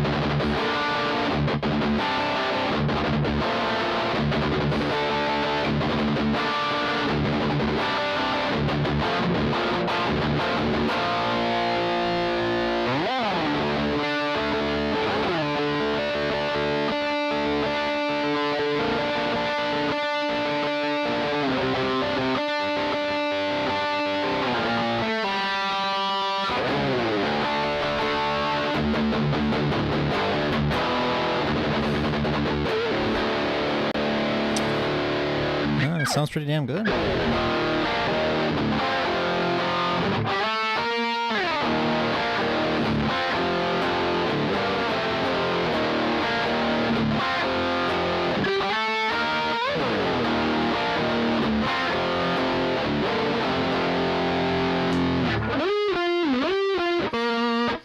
Ooh, that does not sound...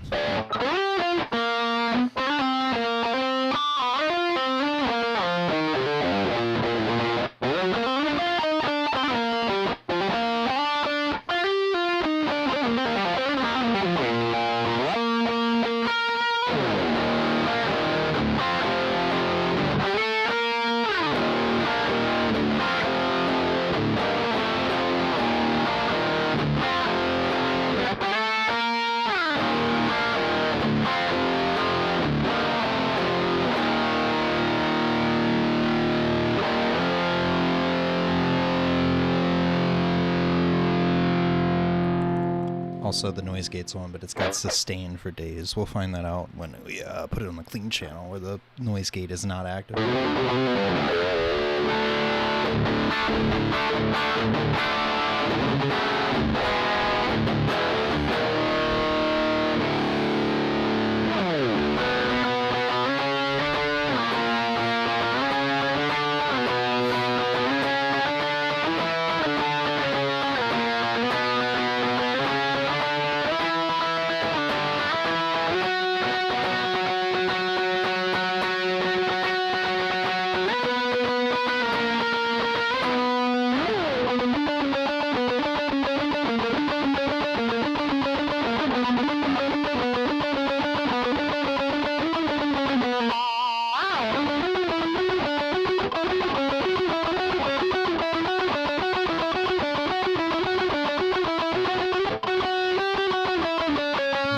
Fuck.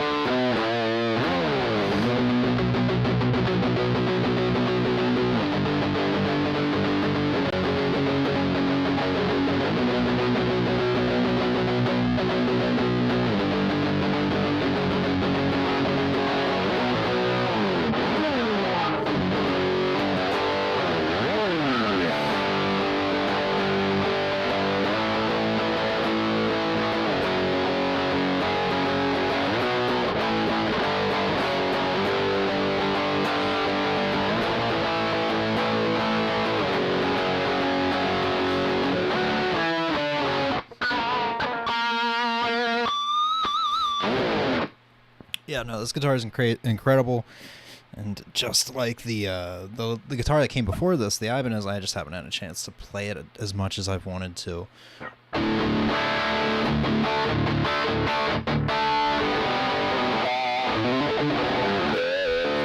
Which is kind of why I was under the impression that it wasn't as good tonally distorted. Actually, that fucking sounds incredible distorted. So I was off by that. I've maybe put like 10 hours into this thing since I've got it like, I want to say I got it the second week of November. So yeah, like, you know, like a month and a half ago.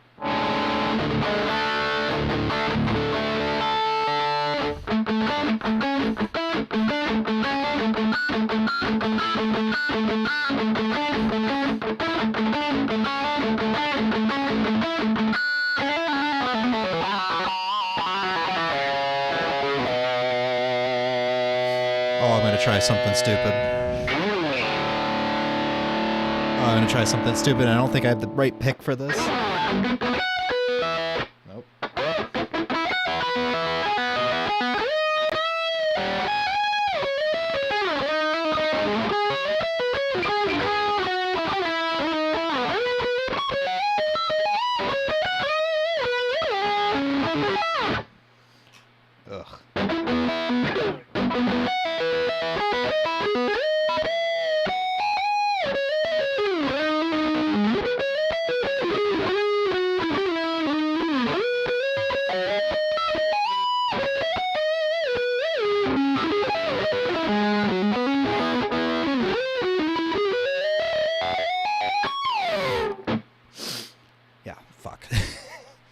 I've just started recently, like, kind of understanding how sweep picking works. It's been 2 years of, like, practicing just this one.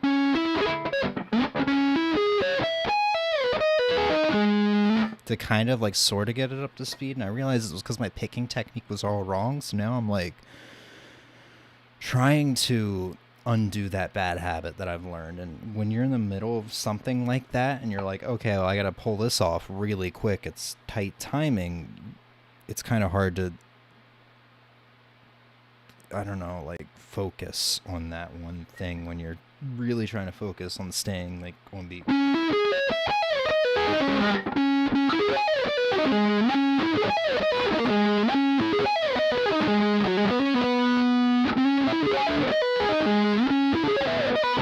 Also, probably sounds like I'm making excuses, but this is not a pick I normally use.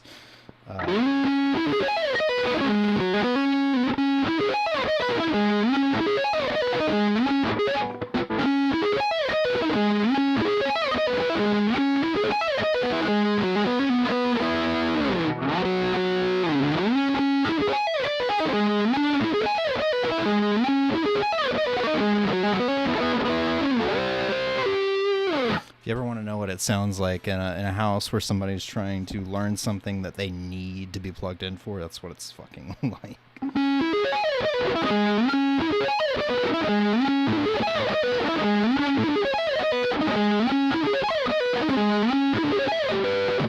Yeah, it's really obnoxious, but it's essential.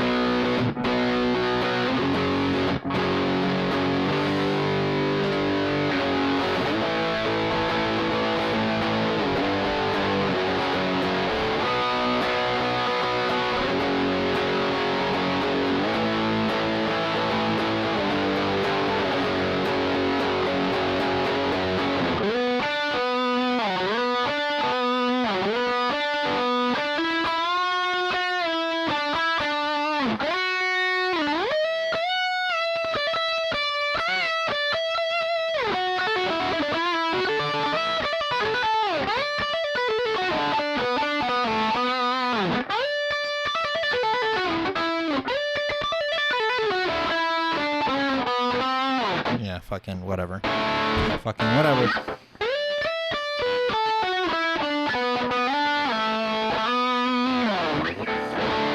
Clean tones.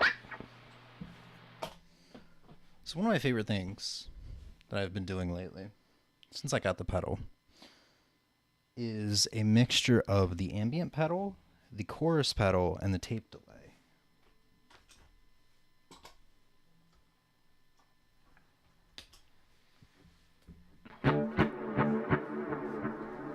All three together. It's really beautiful. You're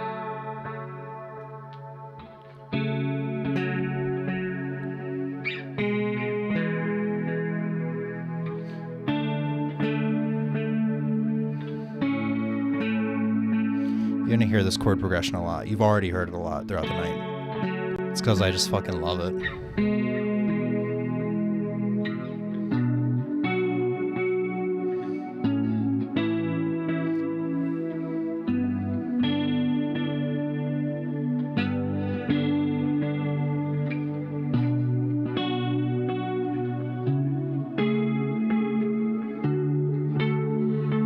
So I don't know theory. I have no idea what's going on here.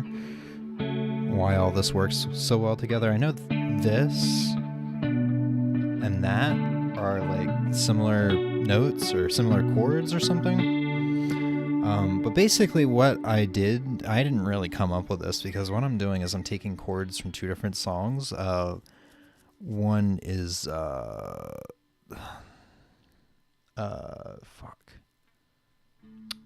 Learn to Fly by Foo Fighters, because that song's so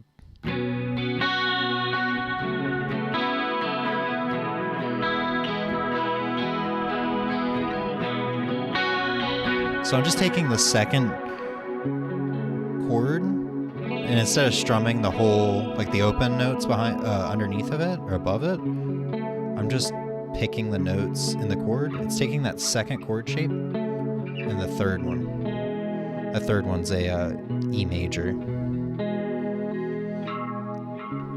don't know what this is. And then it's also taking, I added this in. That's not originally in the song. I just kind of added this in. And then I'm taking chords from It's Only Smiles by Periphery, which are these. I also kind of added this. And then back to the chords from this Periphery song. And then I'm doing fingerstyle for this, so I actually add a extra note in there. So I pick like the E and D strings, or the D and D strings in this case. And then I'll pick the A and G strings at the same time, and the G string is going to have that extra note that's not originally in the Periphery song. So I get this cool.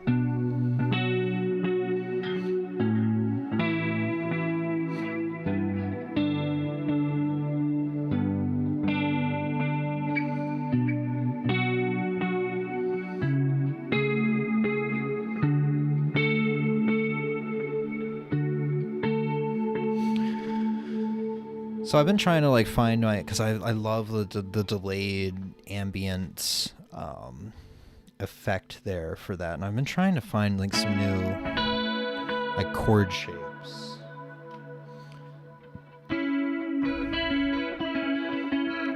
But I haven't really had a whole lot of luck. I've kind of found this, which I played earlier on.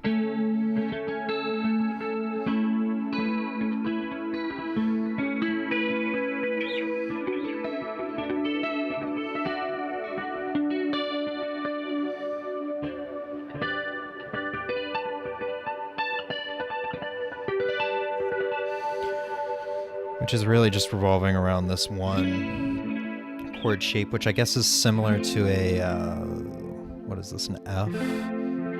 Except you leave the E string open instead of barring it with the index finger.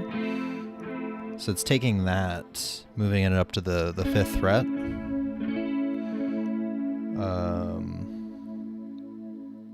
And then again at the 10th fret. And then sometimes I'll take it up to the 3rd fret or the 5th fret for an octave. Or I'm sorry, what did I fucking call this? The 3rd fret? The 15th fret. And then sometimes I'll take it up to the 17th fret for an octave from the 5th fret. And then I just also kind of found this other shape. I don't really know what this shape could be called. So it's 5 on the E string, the high E string, and then 2 on the B and G string. So I take that, start it at the 2nd fret, and I move it up to the 7th fret. So I kind of been trying to screw around and figure some stuff out, but not knowing theory maybe is hindering us a little bit.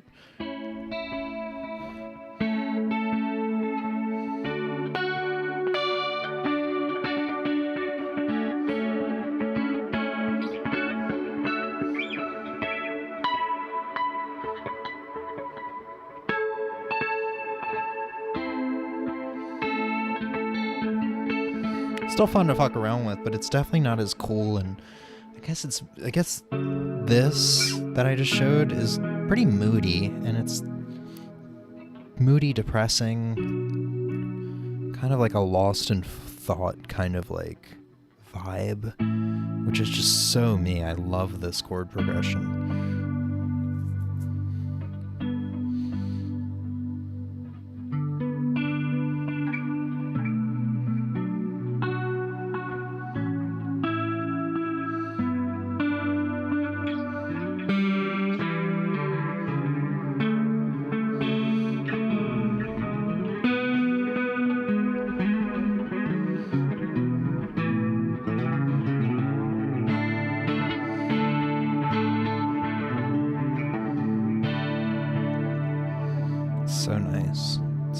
fucking nice.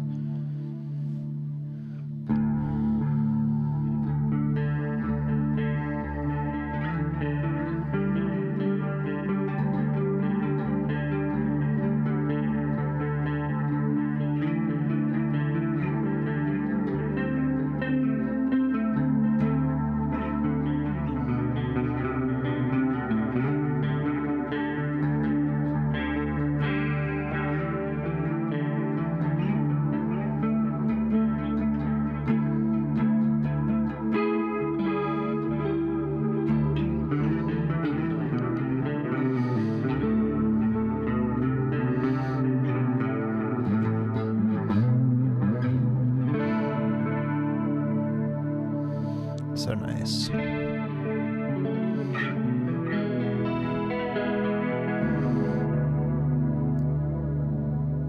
Just feels good, you know, just feels good. And I bet this would be incredible to play on the Spark cab, since it's kind of like a woofier cab, a little more bass heavy. You get a lot more feedback, and not like feedback in the pickup sense, but feedback in like physical air moving and the room kind of vibrating. You feel it in your feet, you feel it in your legs, you feel it in your stomach, you know. Which maybe would be best for stream, because this, I don't know if this mic stand, well, I've got a fucking, I can't remember what this is called on it. It's been so long since I've dealt with anything that's microphony, like a vibration dampener or whatever. But still, I don't know if that would be the best.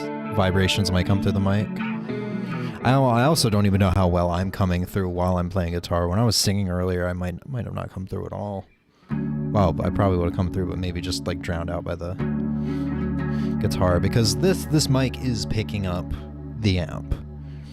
The amp is coming through directly through the audio interface, but it's this mic, because it's so loud, it's definitely picking up the amp, and it's definitely picking up the reverberation in the small room of the amp. So I don't know. I did a lot of tests before stream. I'm sure it sounded pretty alright, but hopefully this stream is not something I look back on and go, oh, it came out so bad. I did 2.5 hours of guitar. That sucks.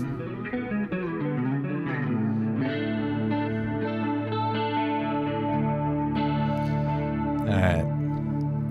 So that is all the guitars I bought this year. All 4 of them. I still haven't shown off like the 7-up pedal. Nor the wah, nor the 2 new Mark Holcomb delay pedals. But we still have one more guitar to show off. It's not one I bought this year. It's a loaner. And we're going to do that in a second. Because I drank so much water, I have to piss. So I'm going to piss. And then we can do that next. So.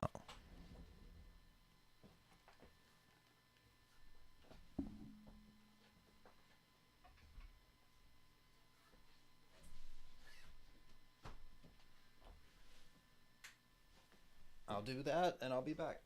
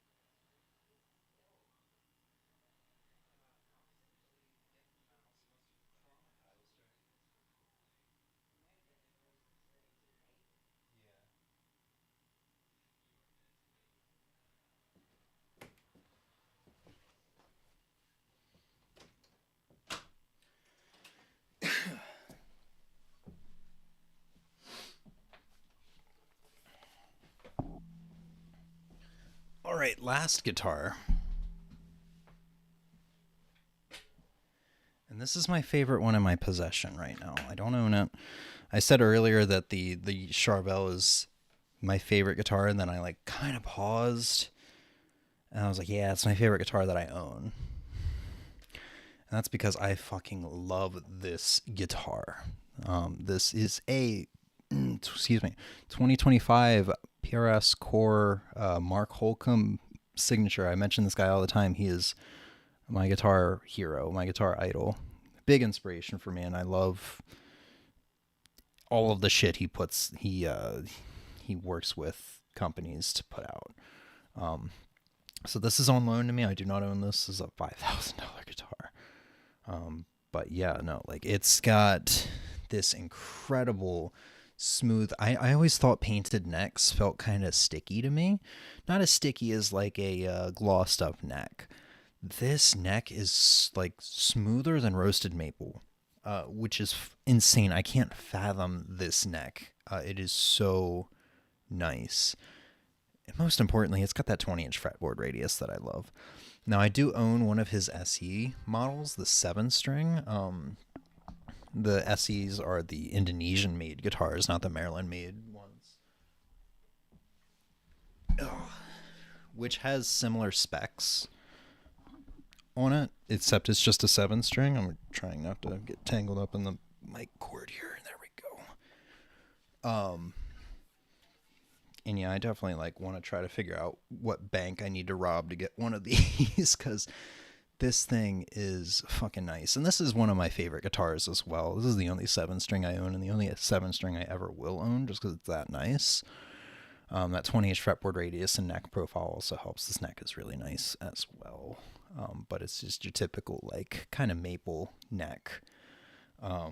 This one just, I don't know why. I thought a painted neck, like the painted necks I've tried, even like the 7-string SE version of this that has a painted neck, I tried at a music store and it was very sticky, you know, and maybe some kid just came through after having his hands in his pockets full of melting lollipops or something, and he ran his hands all across the back of this. I don't know. Not this one, but the other one that was there that has a painted neck. Ugh.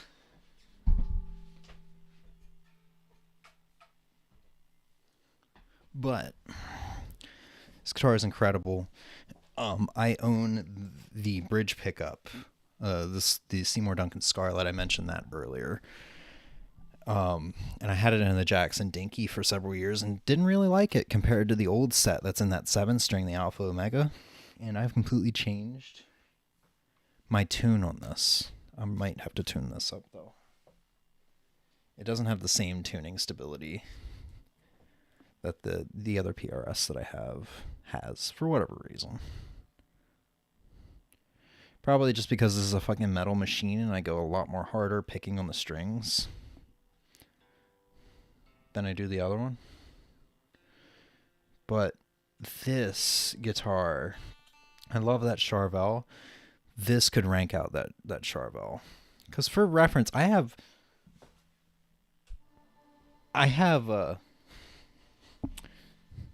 up until this year, my spending limit on guitars were like $1,500, and then I broke that for that Strat, because that was a rare limited edition Strat.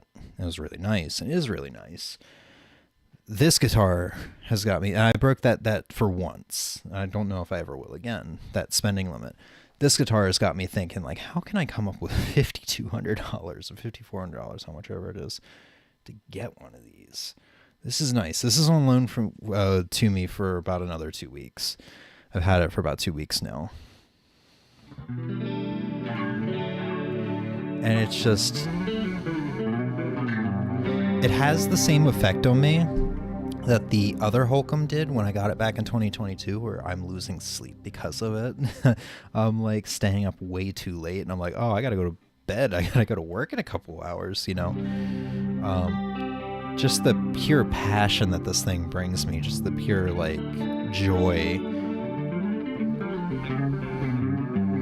It sounds great, and it's actually probably a good thing that we didn't try out those Holcomb pedals on the last guitar because it's more fitting for this one. And like this thing, oh my god, I swear, like when I'm playing along to some Periphery songs, it sounds like I'm not even playing because the tone that I get from this sounds like exactly like fucking Mark's tone. I don't know how, man.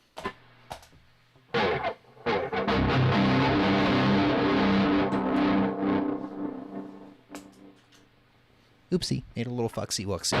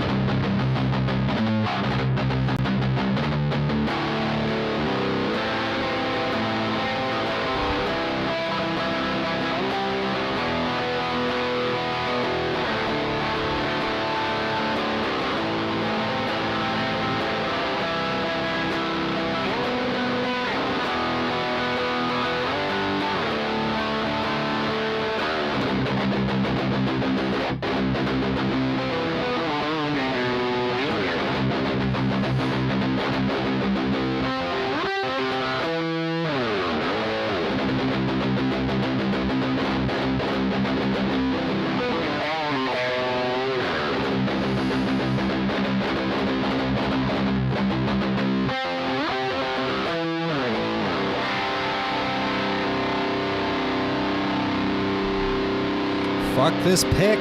I need another pick.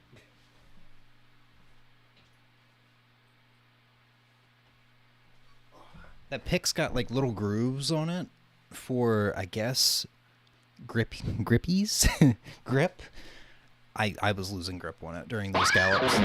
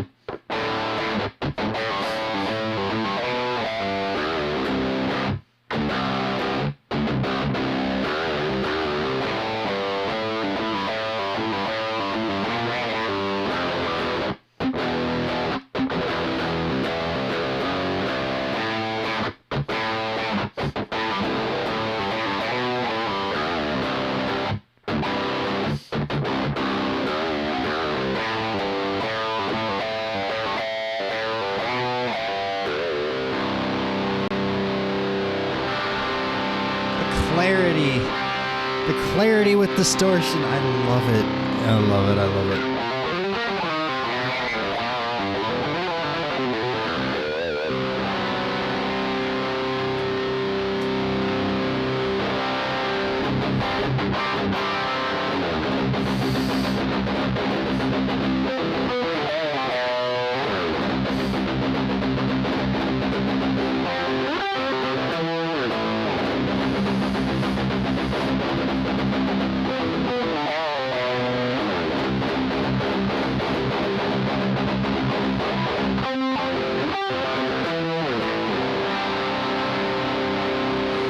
I love that galloping segment too, even though I'm like 100% sure I'm not playing it right, but so good. And then I can just do like regular like songs, like just regular like power chordy songs flawlessly. I mean, duh, right? If it can do the complex stuff flawlessly, just makes sense.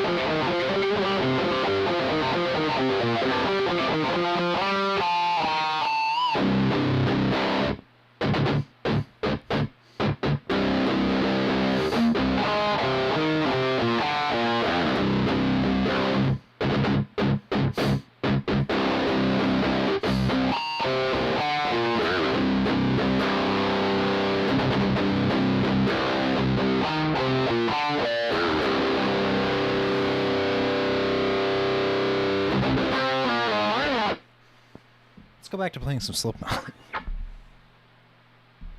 We'll get to those fucking pedals, I swear.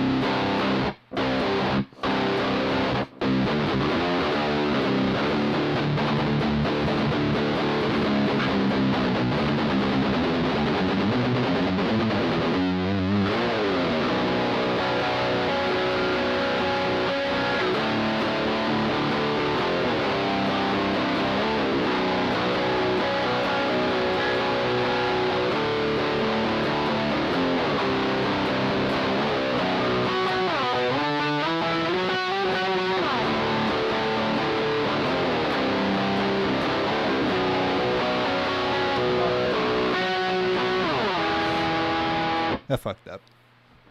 It happens. Oh well.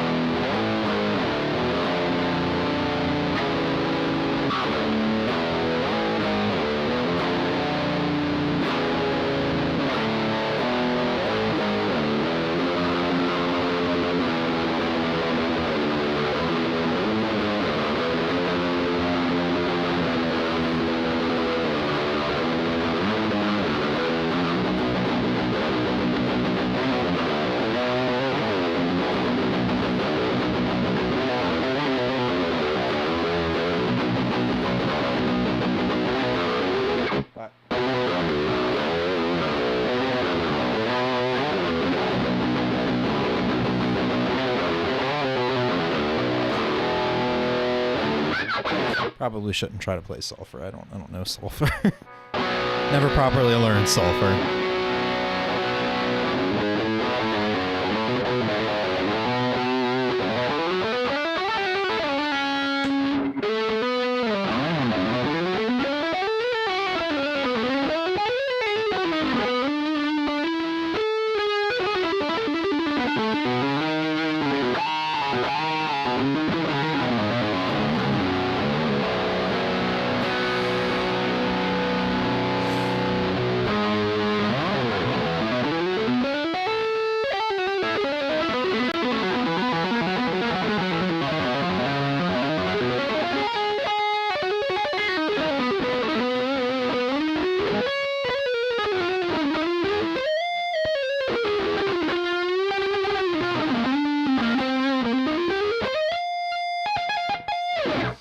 If you haven't gathered yet, I suck, but that's okay. Because when you suck, you can always resort to clean tones and fuck around with delays and reverbs and feel better about yourself. So let's do that. What haven't we used it? We haven't used the 7-Up. I sometimes throw the 7-Up into the mix with the pedals I just used a while ago, which was the tape delay, the chorus in the ambient. I'm going to take the tape delay out of that. I'm just going to use the chorus, the ambient, and the 7-Up.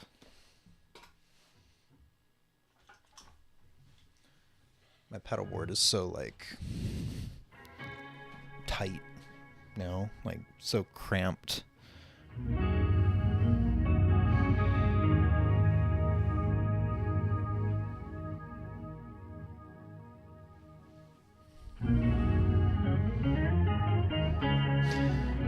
Sub and Up's a really cool pedal. I kind of bought this just because I was looking for a 12-string acoustic. I found out they were kind of a pain in the ass to play, and they rarely, they have a really hard time staying in tune.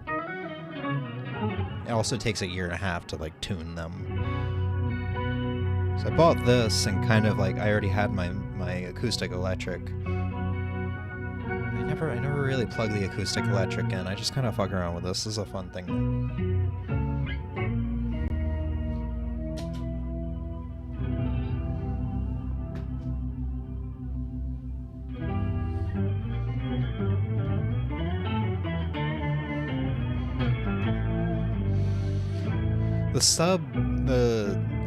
The sub octave kind of gives it a evil sound to it. No matter how happy the chords you're playing are, it gives this underlying evil sound, and I love that, especially with a chorus pedal.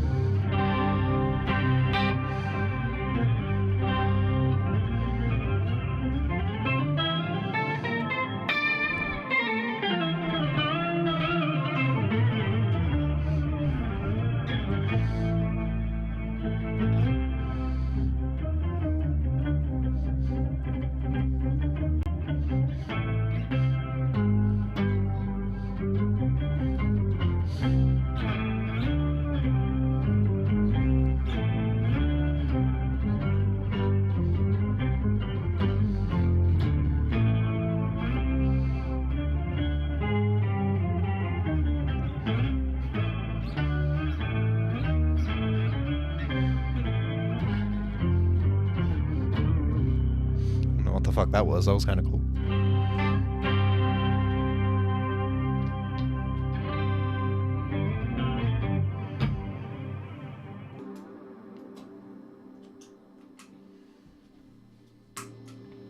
Alright, so turning all that off now and kind of turning on the Mark Holcomb Protone signature. This one I've had probably about 30 minutes of messing around with. Like I said, I got these two Mark Holcomb signatures 2 days ago, and I haven't had a chance to play them yet, so. But this one kind of has this cool pattern, tail. You hear that delay that tails off. It's cool because if you turn that up, it gets really distorted, but you can hear it starting to distort, kind of sound like it's getting feedback to it. I guess it's like an artificial feedback thing.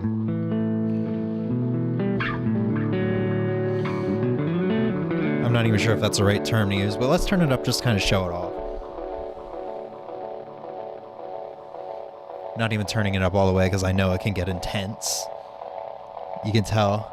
I'm gonna try to protect my hearing a little bit.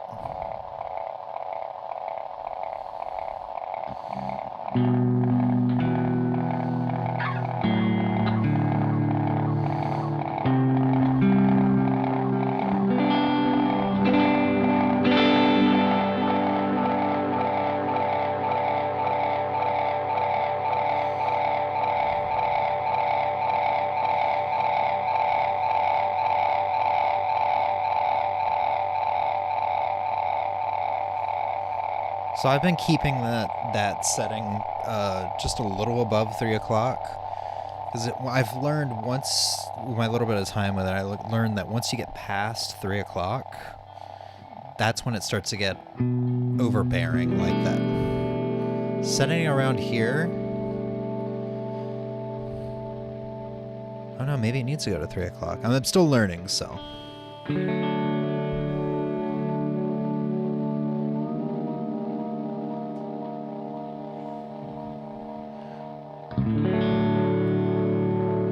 Yeah, setting it around 3 o'clock is like perfect because you get that. You get a little bit of that. Even then, I think that's a little too much. Very touchy.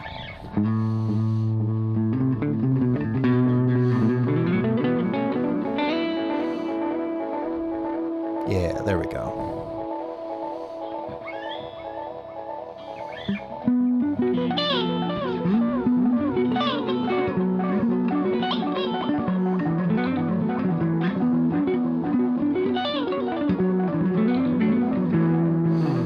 Immediately going back to failing sweep picking.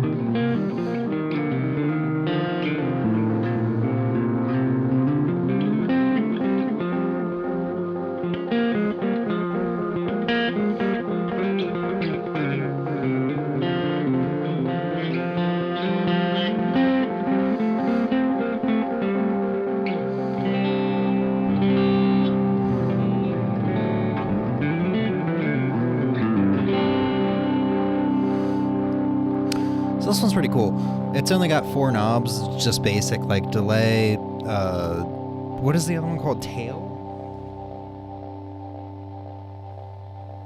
Repeats. I think of it as like trails, which is kind of that that setting I was saying I leave around 3 o'clock.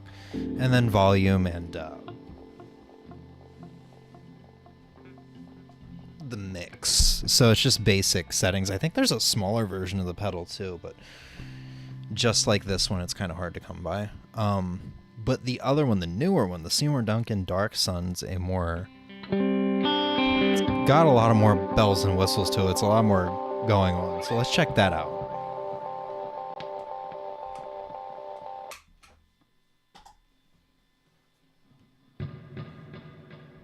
So I've just got this set to the preset 6A. Apparently there's like 48 presets or something like that.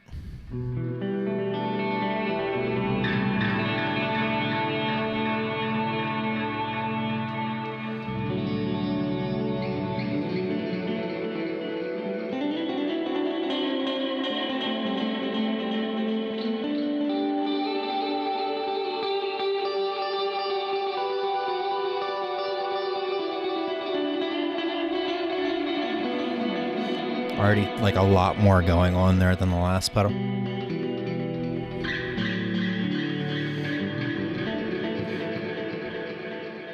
And genuinely there's like fucking like 9 or 10 knobs on this one. All of which I haven't learned what they do yet. There's also like 6 or 7 different settings you can choose via buttons, and then there's also the presets. Let's cycle through some of the presets. Oh. There's also a tempo tap button on this.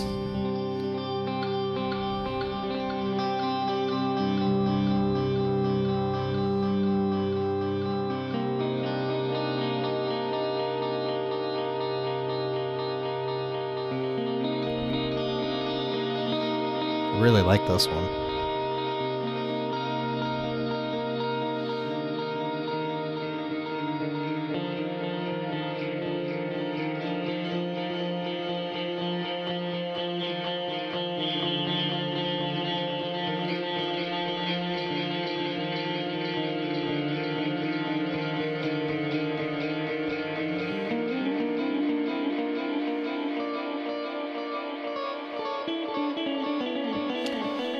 Wonder how swells would sound on this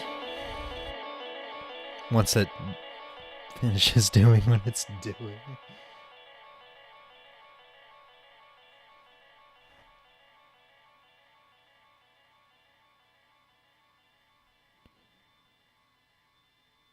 I don't know how well you guys can hear it. It's still going. Okay.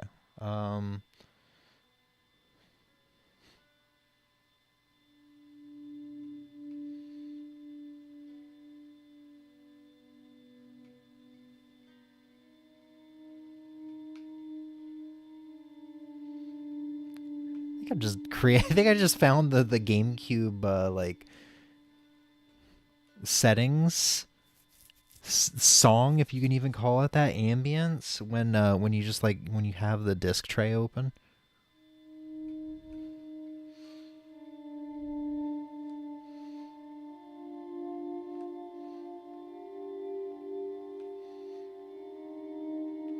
Maybe I'm misremembering that.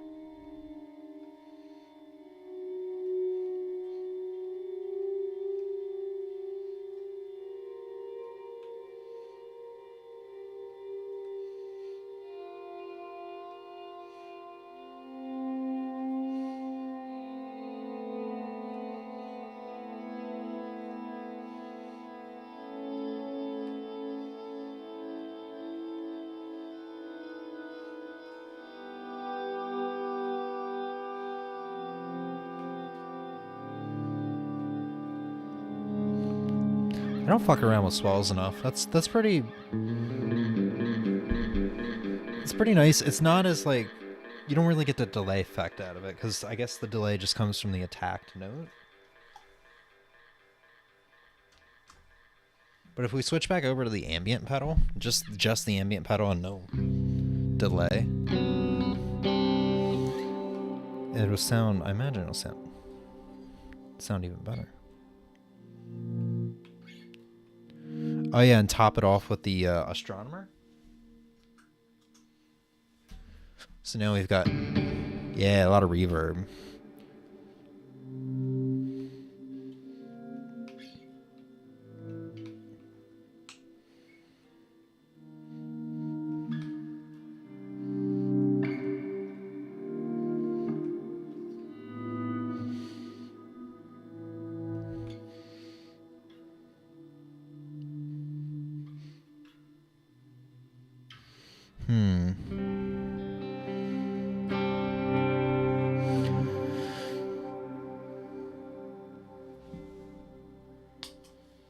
I think the Donner tape delay pedal doesn't need the attacked note.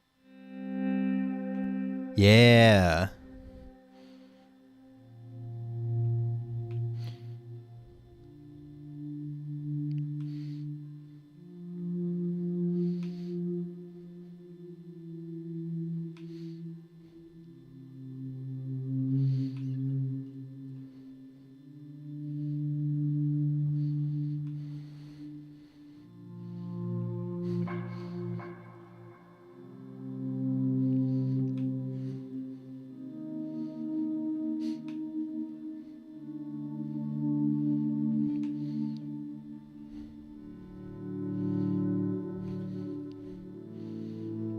I don't fuck around with ambient stuff enough, man. It's nice.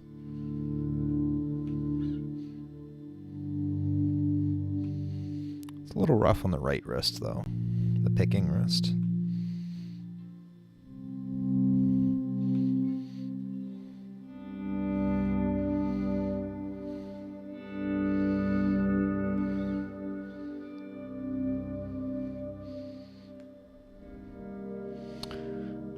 I always feel like I'm listening to like some ambient like whale ambient whale mating ritual. I don't fucking know. Some ambient aquatic.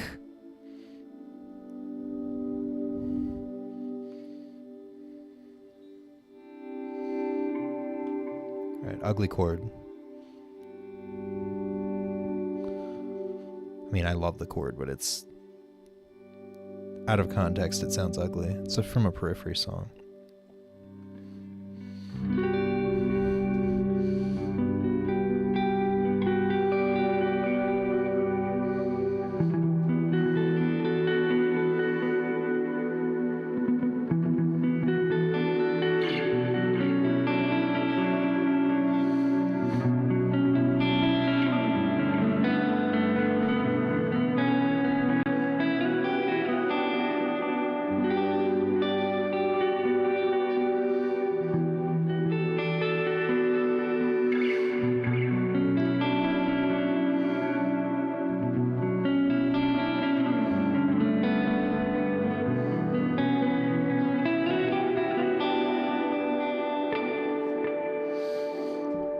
Yeah, that's a nice combo right there.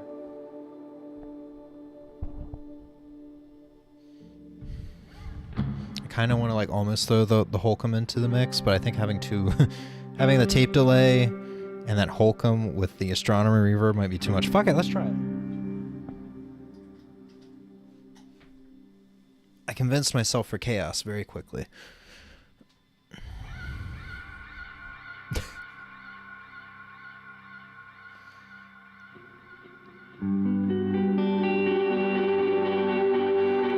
Oh. Oh.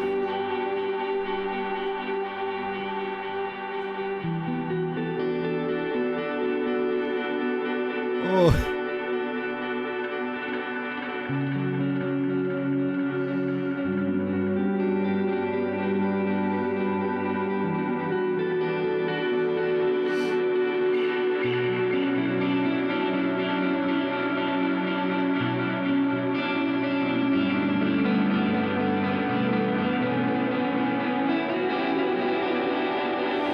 It's too much.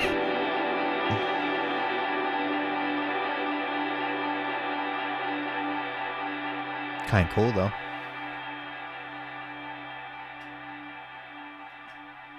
This is why I say I fuck with shit too much. We're throwing the chorus pedal into this now.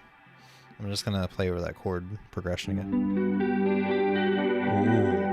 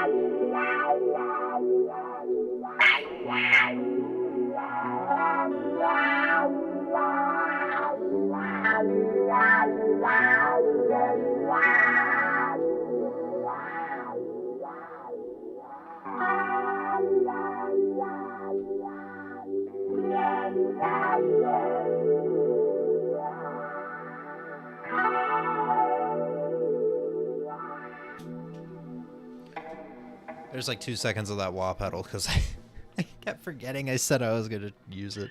I think that's every single one of the pedals except for the overdrive and the metal zone. Which I said the overdrive was great for like low tune stuff.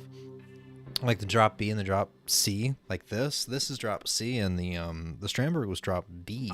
And like I didn't use them, and or I didn't use the overdrive, and they still sounded great. So it's not essential, but I don't turn it on every time I use something that low tuned. I do turn it on though if something is low tuned and it sounds kind of muddy and I'm missing like clarity, which isn't too often. It's mainly for other guitars, like my Yamaha Pacifica 012.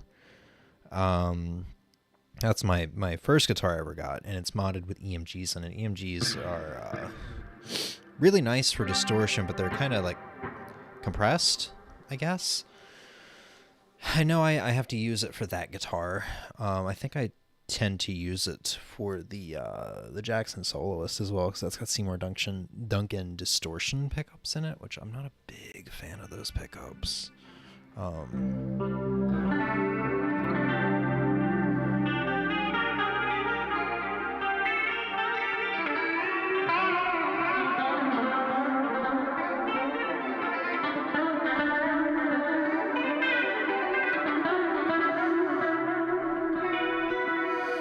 Fuck, man, this guitar is so nice. I'm gonna have a hard time giving this one back. I mean, I have to, but fuck. And like, you don't even get to see how nice it is, man, how nice it looks, because just the lighting in here isn't really the best. I found that the light on behind me, the camera was a lot more fuzzy, but jeez, man, this mango top. I don't think 2026 will be the year I get one of these, but 2027, most definitely. Hopefully, if we do this again at the end of 2027, I will have one of these to show off. Maybe in the blue. There's a cobalt blue one, which is really nice. You know, I'm surprised the loaner for this was a red because I really figured it was going to be like the generic, like purple burst or the charcoal or whatever. But this and the blue are the really nice colors. But yeah, I once I give this back, I'm going to miss it for a really long while until I'm able to get my hands on an actual one. But I have plenty of other really nice guitars to hold me off until then. And more pedals to buy, because holy fuck, pedals are nice. So that is it. I guess technically there's one thing I did buy that was not a guitar that is still an instrument this year, which is an ocarina.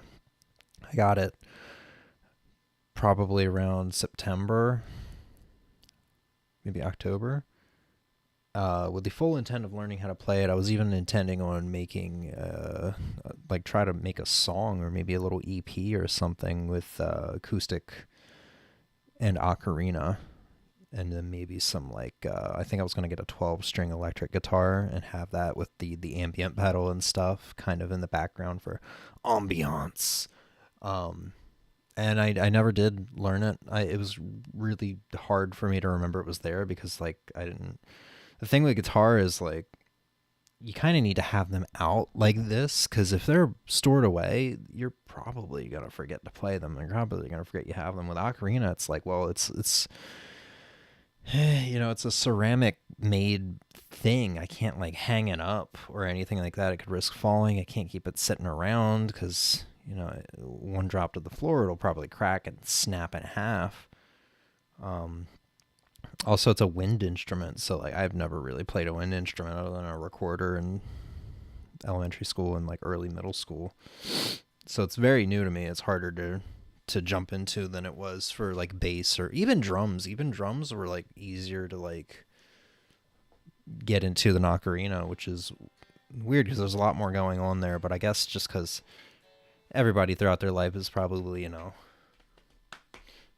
rhythmically like done that throughout, like while they're in school or whatever, you know, tapped their foot to some music or whatever, drummed on a desk. All right, I guess we have some reflecting to do. That was 3 hours. I didn't expect to spend that long on 4 guitars, but there's probably stuff I forgot to talk about too, so. God, this guitar is so resonant too. You can probably hear it.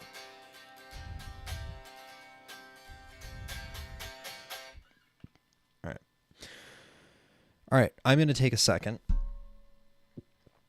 and kind of get myself snituated over there, get the filters set up. It's gonna be a long fucking night, and we're gonna reflect on the year as we usually do. And I guess this might be there's not a lot of streams to go through, but this might be a longer one because it's been a weird, different year for me, and it's obviously very much so reflected in streaming. So yeah.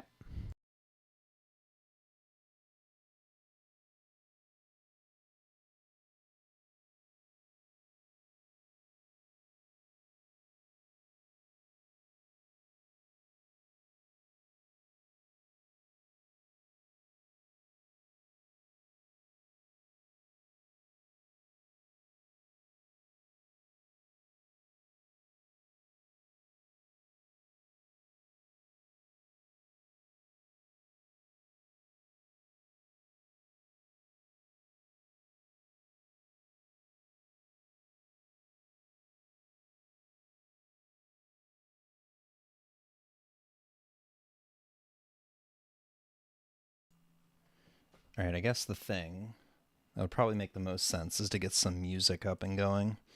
I don't know, should I bring should I bring the webcam over here?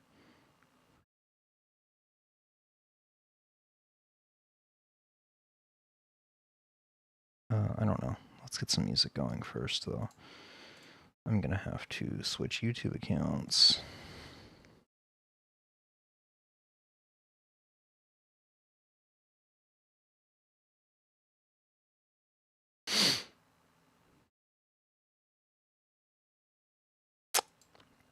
Didn't I used to have thought I used to have had a man. Everything's so like I haven't streamed in so long, so now I'm just like, fuck. Like, where's all my shit? How do I do anything? Yeah. I could have sworn I had a immediate link to a video game music playlist, but apparently I don't. So we have to go looking for that now. Here we go, video game songs. Let's shuffle, and it might be obnoxiously loud, so volume warning.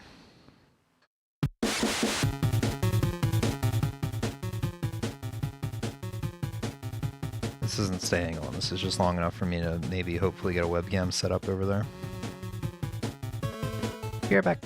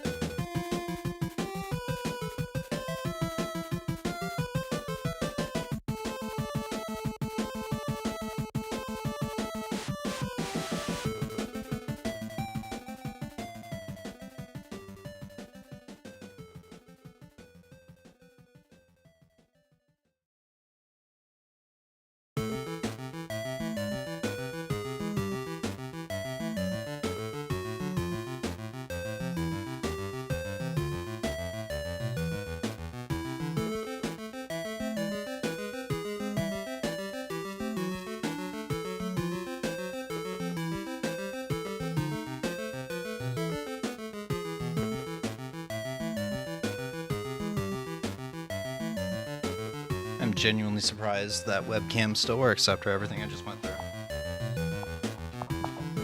Typically it craps out. Like the USB-C cable that's plugged into it doesn't have like a super strong connection.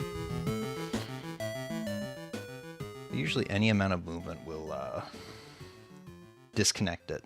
I had a hard time getting it onto the damn thing. It's doing a great job shuffling. It's only giving me Ninja Gaiden 2 songs.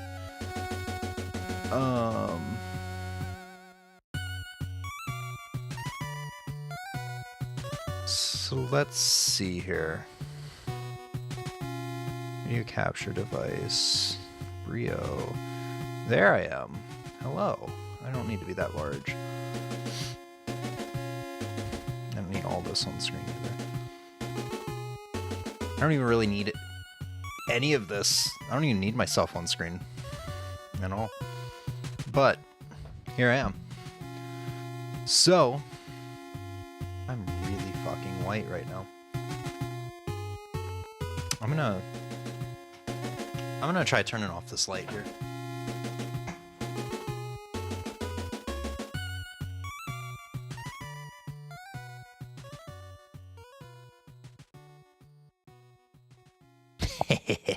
That's better. This is more my speed.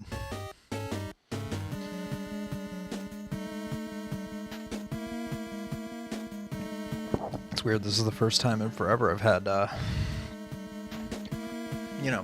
stream audio playback in my ear. All right.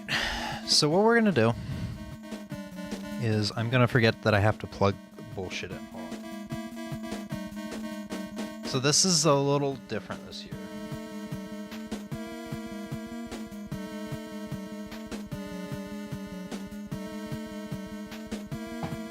I fucking need that light. Oh my god.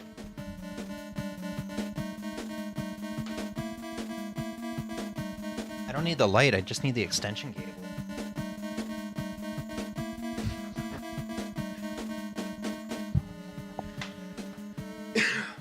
Alright, so normally this is a little different. Or, past years this has been very different. Where everything, what we're gonna do next is we're gonna do reflection. Just to explain, I kind of look back on the year at all the past streams, kind of reflect on them. I'm a pretty sentimental person, so it's something I like doing. Can you focus, please? Thank you. It's something I like doing. I don't even really need these glasses on because they're such a fucking... Well, I kind of do need the glasses on because astigmatism. Anyway, what we're going to do here is reflection. I've done this basically, I think, since 2021, maybe 2022. Where I kind of look back on the year and I reflect at the streams. I'm a pretty sentimental person, so I like to have streaming as kind of like a snapshot of my life. And lately, it's been really, past couple of years, it's been really cool to like go back and just kind of skim through a 2019, 2018 stream and just be like, wow, yeah, no, I forgot these things were going on, or that, whether it be like real life stuff or people that I'd forgotten about or situations I'd forgotten about, or even just like rumors in the gaming community or whatever, things I'm like interested in at the time.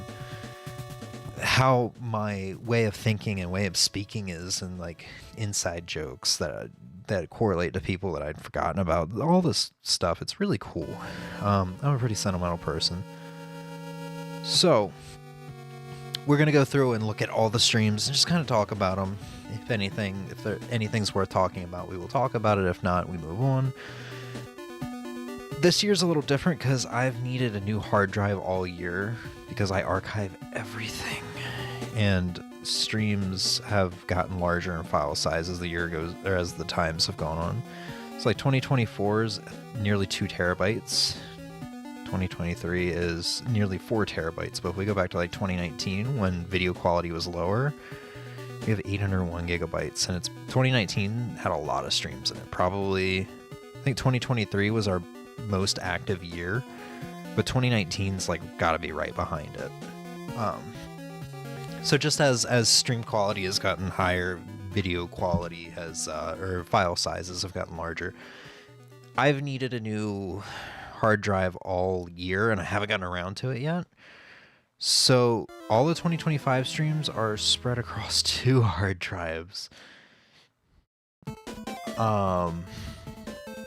So we'll tackle this one first, which is very short. This year was short as a whole. And then we'll have to switch hard drives. Alright. Let's get her started. I don't even know if we need to do this one. January 1st, 2025, 2024 Reflection Stream 2. I don't remember why this got split up. I think I streamed for 10 hours on New Year's Eve into New Year's Day. And I got done and we still had I guess there was a lot of streams that year. We still had a lot of streams left to go through at the end of 2024. At the end of the year, just kind of see where things went with streaming, gush about certain things, kind of talk about maybe. Oh yeah, I was So sick. I'm surprised if Maybe it wasn't that long. Was it because I was sick? All right, YouTube, please don't show me titties.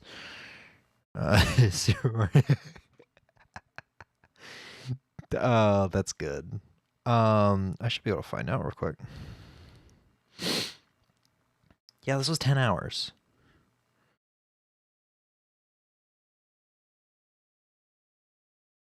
I don't know why it was that long. There must have been a lot of notes for Animal Crossing or something. I don't know. But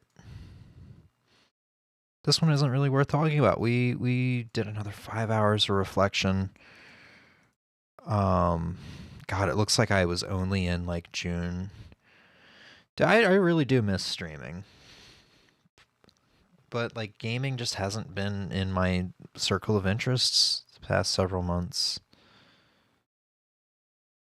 I mean, we'll really talk about that once we get to March and streams die off. And we're not going to have streams from like a March to June and then June to December. So there will be a lot of like gaps for me to cover and kind of talk about my life, which, you know, this stream's very personable. I won't have a problem doing that.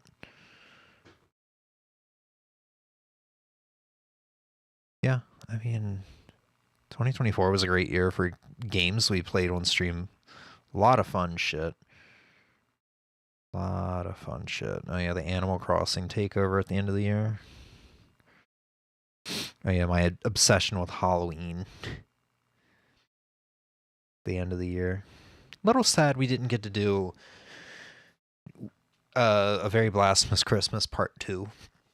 2024, we did Blasphemous Rando on Christmas Day, and I kind of wanted to like keep that going as a trend, especially with a new Ninja Gaiden that came out this year by the Blasphemous guys. I could have like on technicality gotten that in there, just because I love Naka Talili's Seasons Metroid, where every year for the past, I believe about 10 years now, he has maybe a little over 10 years, he has played Super Metroid or a Metroid game in some way on stream on Christmas Eve, and it's just super cozy and it's a tradition I love, and I kind of wanted to do something like that. You know, this year maybe like somewhat tackle some of Blasphemous 2 because I still haven't finished that yet, or maybe do Ninja Gaiden Ragebound, but whatever. All right, I guess actual reflection time. We yeah, Game of the Year Stream 5, Prince of Persia, The Lost Crown, January 6th. This is just continuation of Game of the Year streams. Stuff spilled over into the new year. I started plenty early with the Game of the Year stuff in January, I believe, or December, I believe, of that year. But a little surprise at the beginning of the year. I think I had seen. I just didn't get it finished, and then I got sick on like Christmas Eve or like a couple days before Christmas Eve. I can't remember. Yeah, I think it was a couple days before we celebrated Christmas Eve here. There was children around. I got sick because of the children, and I was on my ass for a good long while. I think even up until like this point, I was just kind of coming out of it. I mean, you could hear it on that January 1st stream, and that my voice there. I was still struggling. This is a great game. I mean, not really much to be said. It's a game of the year for a reason. I might talk more about this, so I'll kind of skim over this real quick. But for this year, my game of the year will be Blade Chimera. It's the only game I played and finished this year. The only other games that I played that came out this year is Xenoblade X Definitive Edition, Doom: The Dark Ages, the demo for Ninja Gaiden Ragebound and the demo for the new Shinobi game, as well as the demo for Donkey Kong Bonanza, all great games. Mario Kart World, which was only for a couple hours, pretty alright. The second upward attack, the launcher. What else? That genuinely might be it. I'm sorry. With how little gaming I've done. But yeah, it would be Blade Chimera just because it's the only game I played and finished. I mean, fantastic game, regardless. Very worthy of Game of the Year. I kind of want to pop this open now. Oh, Emmy's still...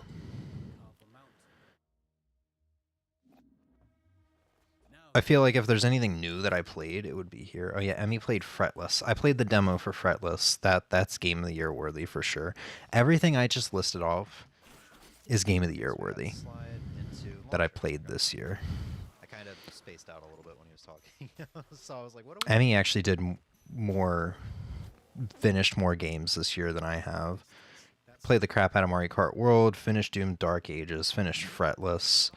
She's working on Donkey Kong Bonanza at this point.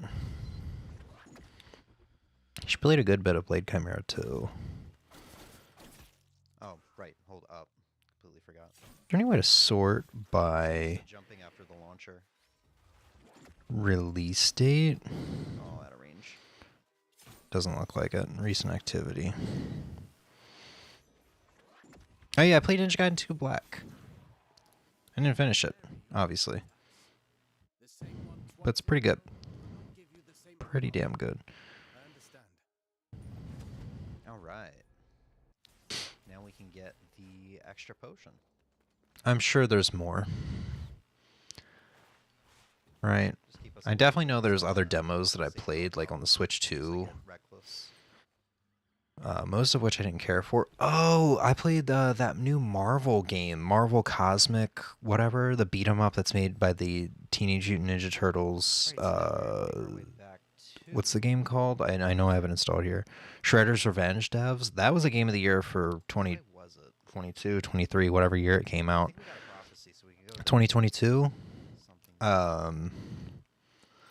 That was the game of the year for me, and that demo was a lot of fun. They did a good job with that. I think it was over here. But yeah, I just wasn't into gaming. Obviously, guitar and music as a whole kind of took over my life, and isn't showing any sign of disappearing. And this, I believe, is the Aether Surge you get. This is added because of... Yeah, I don't think there's gonna be much to say about these Game of the Year streams. Wecco the Wecco the Mask Gatherer and honorable mentions on January 9th. That was in 2 sittings. Fan-fucking-tastic game. They have updated this game and added new stuff, and I need to go back to it. I think I was working on a playthrough here. I said I might come back, and then I didn't. Yeah, let me just... I've just gotten more and more out of the idea of doing playthroughs over the years, because I just don't want any commitments when it comes to streaming. Something about it just kills the fun for me. That's kind of also something that's happened more and more this year, just because like that's why I haven't streamed at all. If I don't feel the passion, or yeah, if I don't feel the will to create, I don't know, I just don't. Streaming 2 to 3 days a week for the sake of being consistent in hopes of growing a community got exhausting. I just kind of learned to I don't think that was intentional, but... love the art of creating, even if it's just for myself and no one else will appreciate it, you know. And that's cool, because now I don't have to stream. I stream once every 6 months or whatever.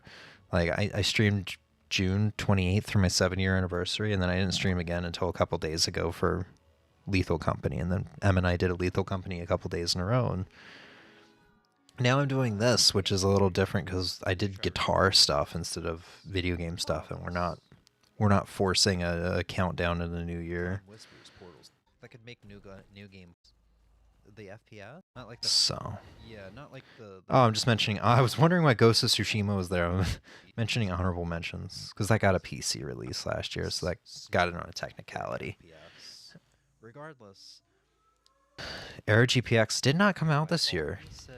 I don't think it came out of early access. I think it's still in early access. Slime Rancher came out though, and that would have been a game of the year for sure had I gotten around to it. Just based on the early access that I played, I put like 30 some hours into that over the course of like 4 days. That game was stupidly fun.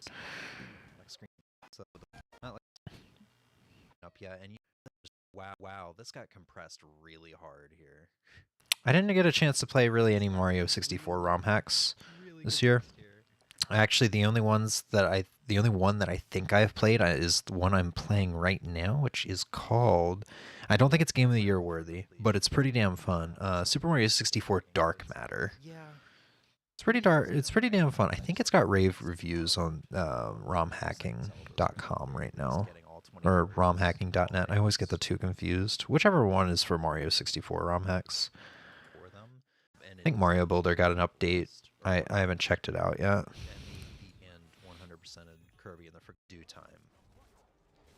Oh yeah, I played the demo for Monster Hunter Wilds, which might have been a game of the year, despite its issues. But what was the other one I played the demo for?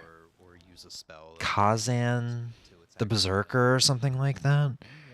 That would have definitely been a game of the year based on what I played. I gotta switch accounts here so we can see. Final Fantasy 16 looked like a Souls-like, so it reminded me. Honestly, if we just go to my fucking wish list and sort by release date, we could probably find another thing or two that I played a demo for that I loved. Oh, is this going to sort? Okay, yeah. Yeah, Marvel Cosmic Invasion. Oh, Windswept. This is a good Donkey Kong Country 2 style platformer, which is very good looking. It's also pretty challenging from what I've heard. Oh,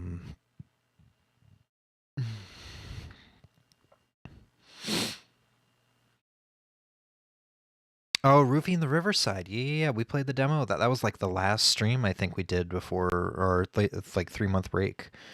Because that was supposed to come out in April, I think, and it kept getting pushed back. This game would have been Game of the Year for sure. Wizardom, maybe Game of the Year. I think this release got pushed back as well. First Berserker Kazan. Yeah, this was a really fun Souls-like. I played the demo for AI Limit too. That's also a great Souls-like. Yeah, I would have had a packed Game of the Year list this year had I actually gotten to play games. Well, it's not like I didn't have the opportunity to. It's just like had I wanted to.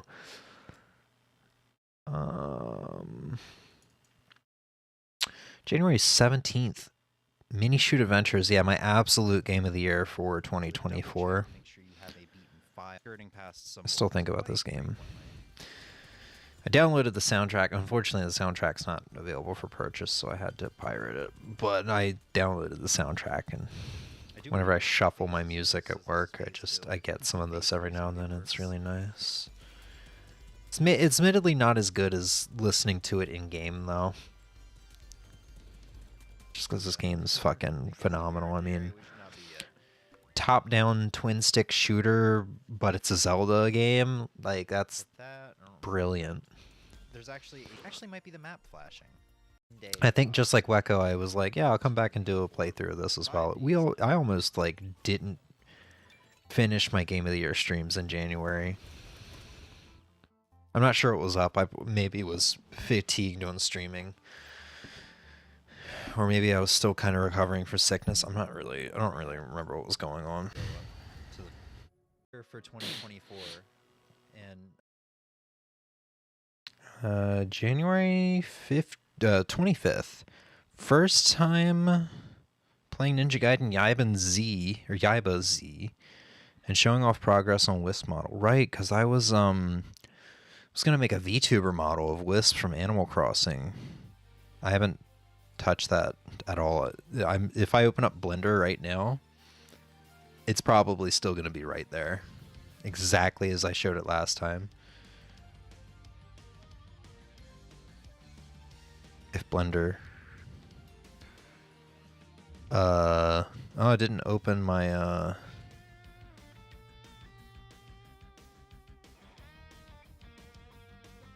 Well, shit.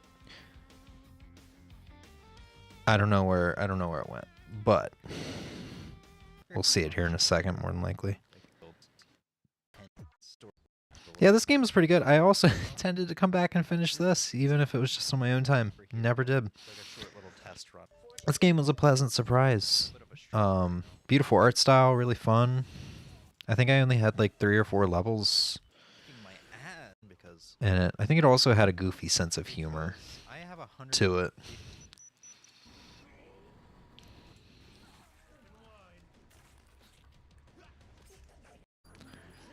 This was also my first 3D Ninja Gaiden game, technically. That was my own stupidity. I was trying to get help. I had played a little bit of Sigma when I had Xbox Game Pass. But I don't know if that really counts, because it was Game Pass. It was streaming, I didn't own it. Or I can jump over. Oh yeah, there was a couple, like, not-so-fun parts about this. Right, yeah. So yeah, I was working on a Wisp model. The one on the left was a demonstration.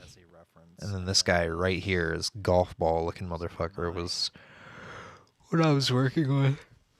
There's a lot of things I don't understand yet. I was just, this probably wouldn't have been the final model. I probably would have started fresh once I kind of got a feel for 3D modeling, and I'm sure there was stuff here I was doing that wasn't animatable, like his mouth. So I probably would have had to start over, and like with the knowledge that I need to do certain things to make certain parts animatable, I need to like model it a certain way or whatever. But it was fun. It's a really tall hurdle to learn how to 3D model. And I just don't have the time, because like probably a month after this I started getting into drawing again and working on that and getting better and buying some art books and getting inspired on that, and then I started the new job and completely dropped it. So I don't know. Who would have guessed? I'll probably play some Quake. Already time for the next fucking hard drive.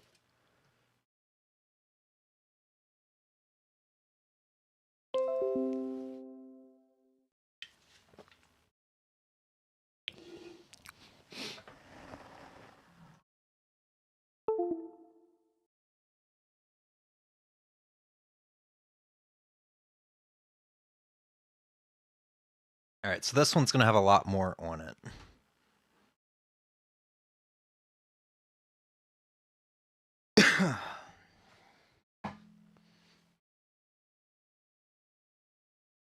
Once it loads up. And this should be where, like, streams get back to being a little more unique and not like Game of the Year reflection. I mean, the last one wasn't, to be fair. Yeah, this ended up being a massive file. 127 gigabytes. This was one of the more fun streams of this year. January 27th, Metroid Doom.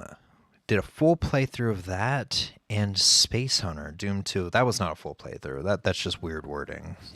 There needs to be another parenthesis. Yeah, you know what, I'm gonna do that fucking right now. Full playthrough, parenthesis, and Space Hunter Doom 2. We just checked that out briefly. This is when I started getting like a Doom, OG Doom kick and hacks. So Metroid Doom was a lot of fun, and I got super cozy. This was like, I played this probably from like, do I have a, was I doing desktop capture here?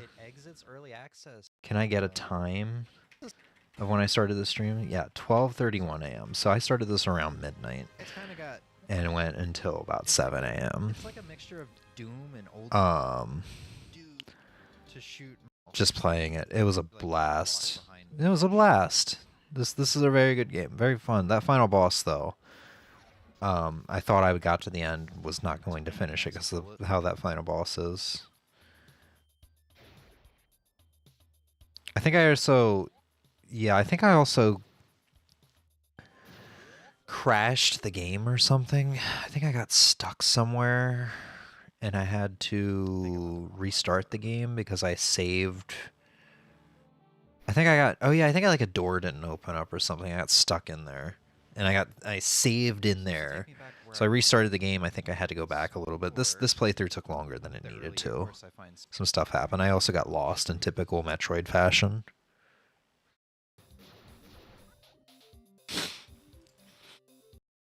This game was a lot of fun. This is what Metroid Prime should have been. Space Blaster, which is or Space Hunter, which is Doom 2 with Metroid 1 elements. It's great. I love that. It's okay. I think when you start the game, you get a little what I just experienced, you know. Well, that's Metroid Doom. I think when you start the game, you get a little like, yeah, you get the cool like screen. Get the cool little screen here. It's 4x3, which is covered up, but it's basically Metroid 1's title screen. Make them start. Yeah, cool little thing. Following day, looks like we continue on with some Doom stuff. We do Space Hunter for Chex Quest 1 and Doom 1. So same mod. Just different games. Same sort of deal. Just kind of dicking around, just having some fun. And then we did Dragon's Crown on the Vita emulator, which I then purchased because it went on sale on the PS4 or PS5 for like $249 or something like that. Fun game. Very, very distracting game. I did not put enough time into that, as much time into that game as I should have.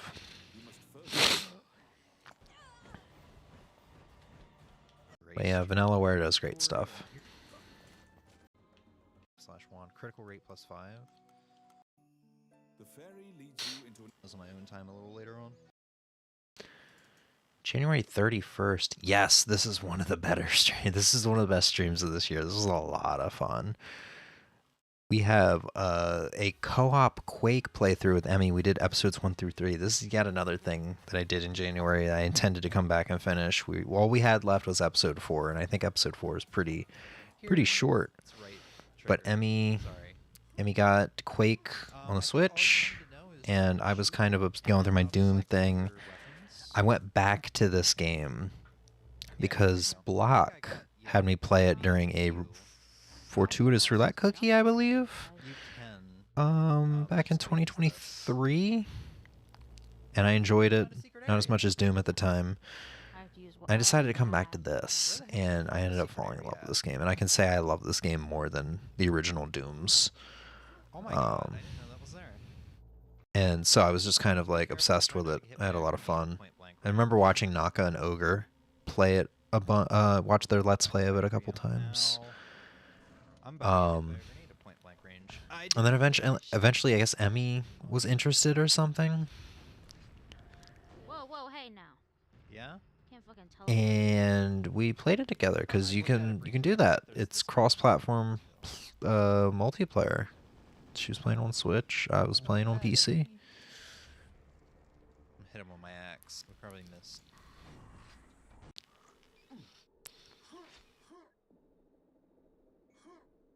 Don't you dare take all that. Which now I want to like pop. You know what? I'm gonna fucking do that right now. I'm gonna bring up Nakatalili's Quake playlist, and I'm gonna save that shit to my library on YouTube. And down below, and I was looking right at you, right beside you. okay, this guy's killing. I'm gonna watch that because I'm on a little break here. I don't go back to work until the 5th.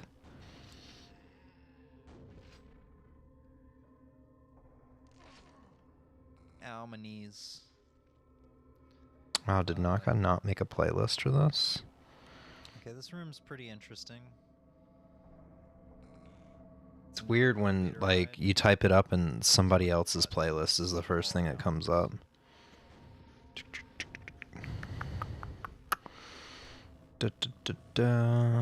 I'm actually just going through his channels playlists now because I'm curious. 3 years ago.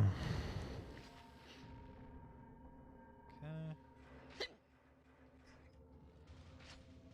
No, he has a playlist for this. It's weird that somebody else's playlist showed up for it. Oh, it's a shoot.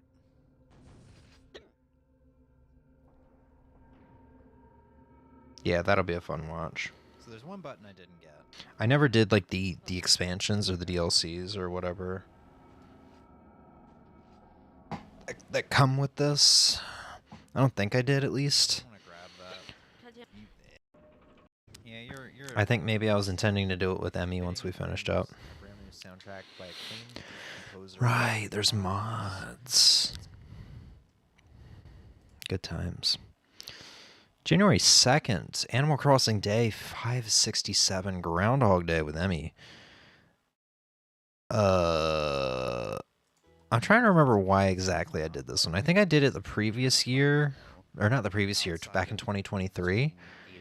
And I'll do it all. I think I was looking away, or no, I didn't. I wasn't in the town square I probably exactly at like 8 o'clock or whatever time it happened.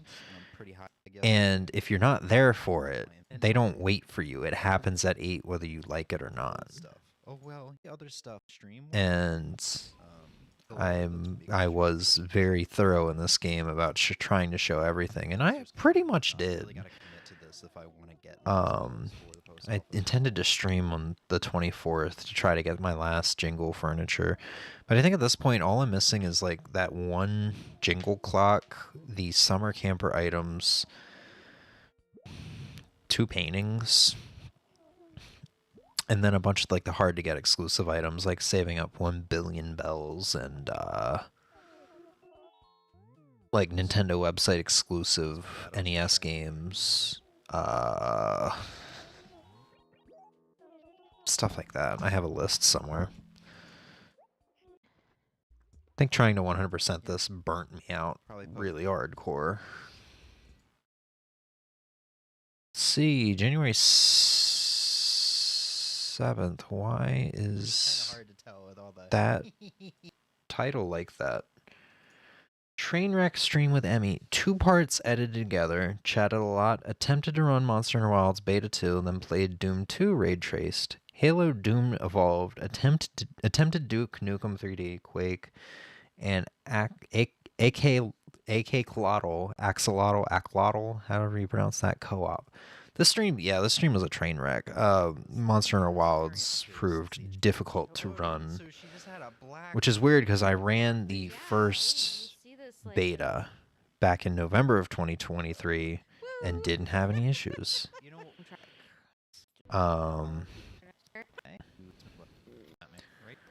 Then we played Doom 2 Raid Traced, and at this point I was like, okay, well, is my PC starting? Am I like pushing my PC too hard? Have I been pushing my PC too hard? Is it nearing its death? I played this and it was fine. Played Halo Doom. It's fine. Tried to... Yeah, here's more Quake. I know it said I tried to load up Duke Nukem, and I kind of had the same like encoding issues or stuttery issues. I don't remember what it was. So I didn't end up playing Duke Nukem, which would have been great because I was on a Doom like old boomer shooter kick. And it seems like it has humor that's right up my alley. Man, we gotta get you to watch the but 2023 Batman. Because of that, I just didn't play it, and I didn't find the time. It felt like a really good stream game. And I think Emmy looked around for a game, and she saw that I had Axolotl. I got that for free on Epic Games. This is a pretty alright Enter the Gungeon like, you know, overhead top-down twin-stick shooter dungeon crawler sort of deal. Roguelite.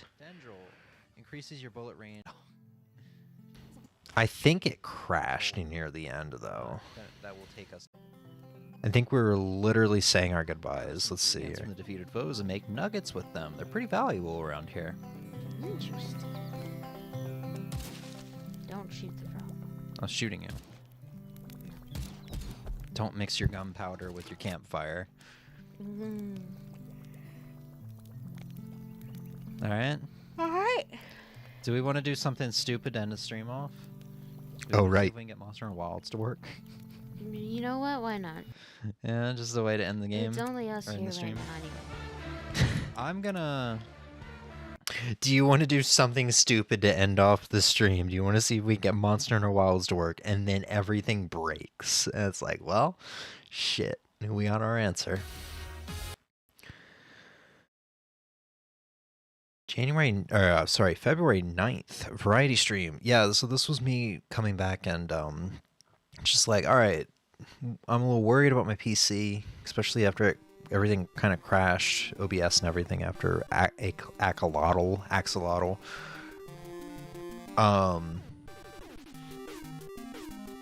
So here's the test. We're going to start off chill and then progressively get more intense. And by progressively, I mean we start off with Blade Chimera, a 2D pixel art Metroidvania, and immediately jump to something intensive like Lies of P. And then we do Monster Hunter Wilds beta, and it's like fine. Last night, it's gotten some good done in the year stream. But for now, So yeah, this is my game of the year, by the way. I think I only had notes of one complaint, which was the you can upgrade and get a recovery jump. So if you get hit in midair, like most classic games, you just kind of get knocked back, and you can't get control of yourself until you land on the ground. But you can use the sword to get your health back. Excuse me. In this game, you can get an upgrade that lets you recover by hitting the jump button again midair, so you don't have to wait till you hit the ground. My only complaint was that that was not an upgrade, because that had gotten me killed several times. I would recover, but the jump would make me like go. I don't remember what the issue exactly was, but I would like jump into an enemy, or like the recovery would just make me drain my health. Like I would go from full health to nothing really quickly. So it was something I needed to keep set off. Other than that, like incredible gameplay, really fun gameplay. Absolutely incredible story. I didn't expect to care about the story as much as I did. Really cool feature where you can teleport to any tile on the map. I don't think there's anywhere where I show that. Really fun gameplay. Just such a good game, and I'm going to be following what Team Ladybug does from here on forward. They have another Metroidvania called like The Record of Lotus that I bought and played a little bit of, and it's good, but it also like it's kind of got like a Ikaruga sort of deal, like where you have polarities that you need to switch. What's it called? I never really thought about jumping, so he doesn't bump. Record of Lotus, Delit in Wonder Labyrinth. I think it's based off an anime, but this one has like Ikaruga, where you have error occurred while playing this video. Dude, the video is playing. He did it. Anyway, it has like Ikaruga like polarities that you need to switch back and forth, and it did that so obnoxiously much in the first like hour or two I played of it. While it was fun, I just kind of like was like, all right, I'm over this, you know.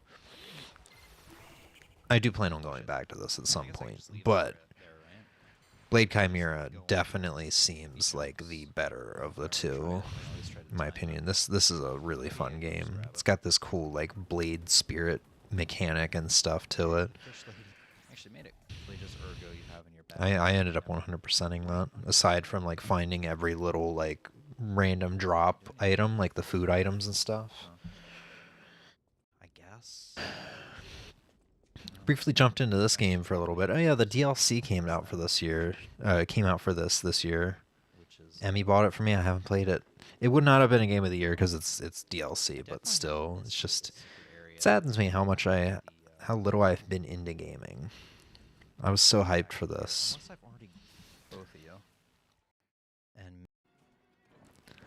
Monster Hunter Wilds. It's a shame how this game turned out to be not so great in terms of performance. I mean, we kind of saw it coming with the betas. oh god, I mean, it's really not that bad. dude. I mean, I was getting like 39 to 45 FPS here, it looks like, and I think this was on medium or high settings, 1080p. I mean, obviously not the most ideal when you have a pretty beefy PC. The full game. But it looked great. It was all about the hunting. The character models, like the human models, maybe didn't look the best. It's not. It doesn't tell me how long before you get. But it was a lot of fun, and I mean, at the end of the day, that's really all that matters about gaming. As long as it's a smooth experience and isn't like Pokemon Scarlet Violet levels of ugly, you're fine. Because I mean, Pokemon Scarlet Violet levels of ugly was more of a game devs, you know, basically saying that to us, you know. You know, when Breath of the Wild comes out at the beginning of the launch of the console, and that game comes out near the end, that really is a we didn't bother. We didn't bother because we know you'll buy it anyway. We don't give a fuck about this franchise. You know. February 12th. I keep saying January. February 12th, PlayStation Showcase. Key things shown off are Shinobi Art of Vengeance and Liza P. Overture. Yeah, this is where Liza P got, I think, its very first trailer, and it got its title drop. And that was so hype. I think it got a release date, too.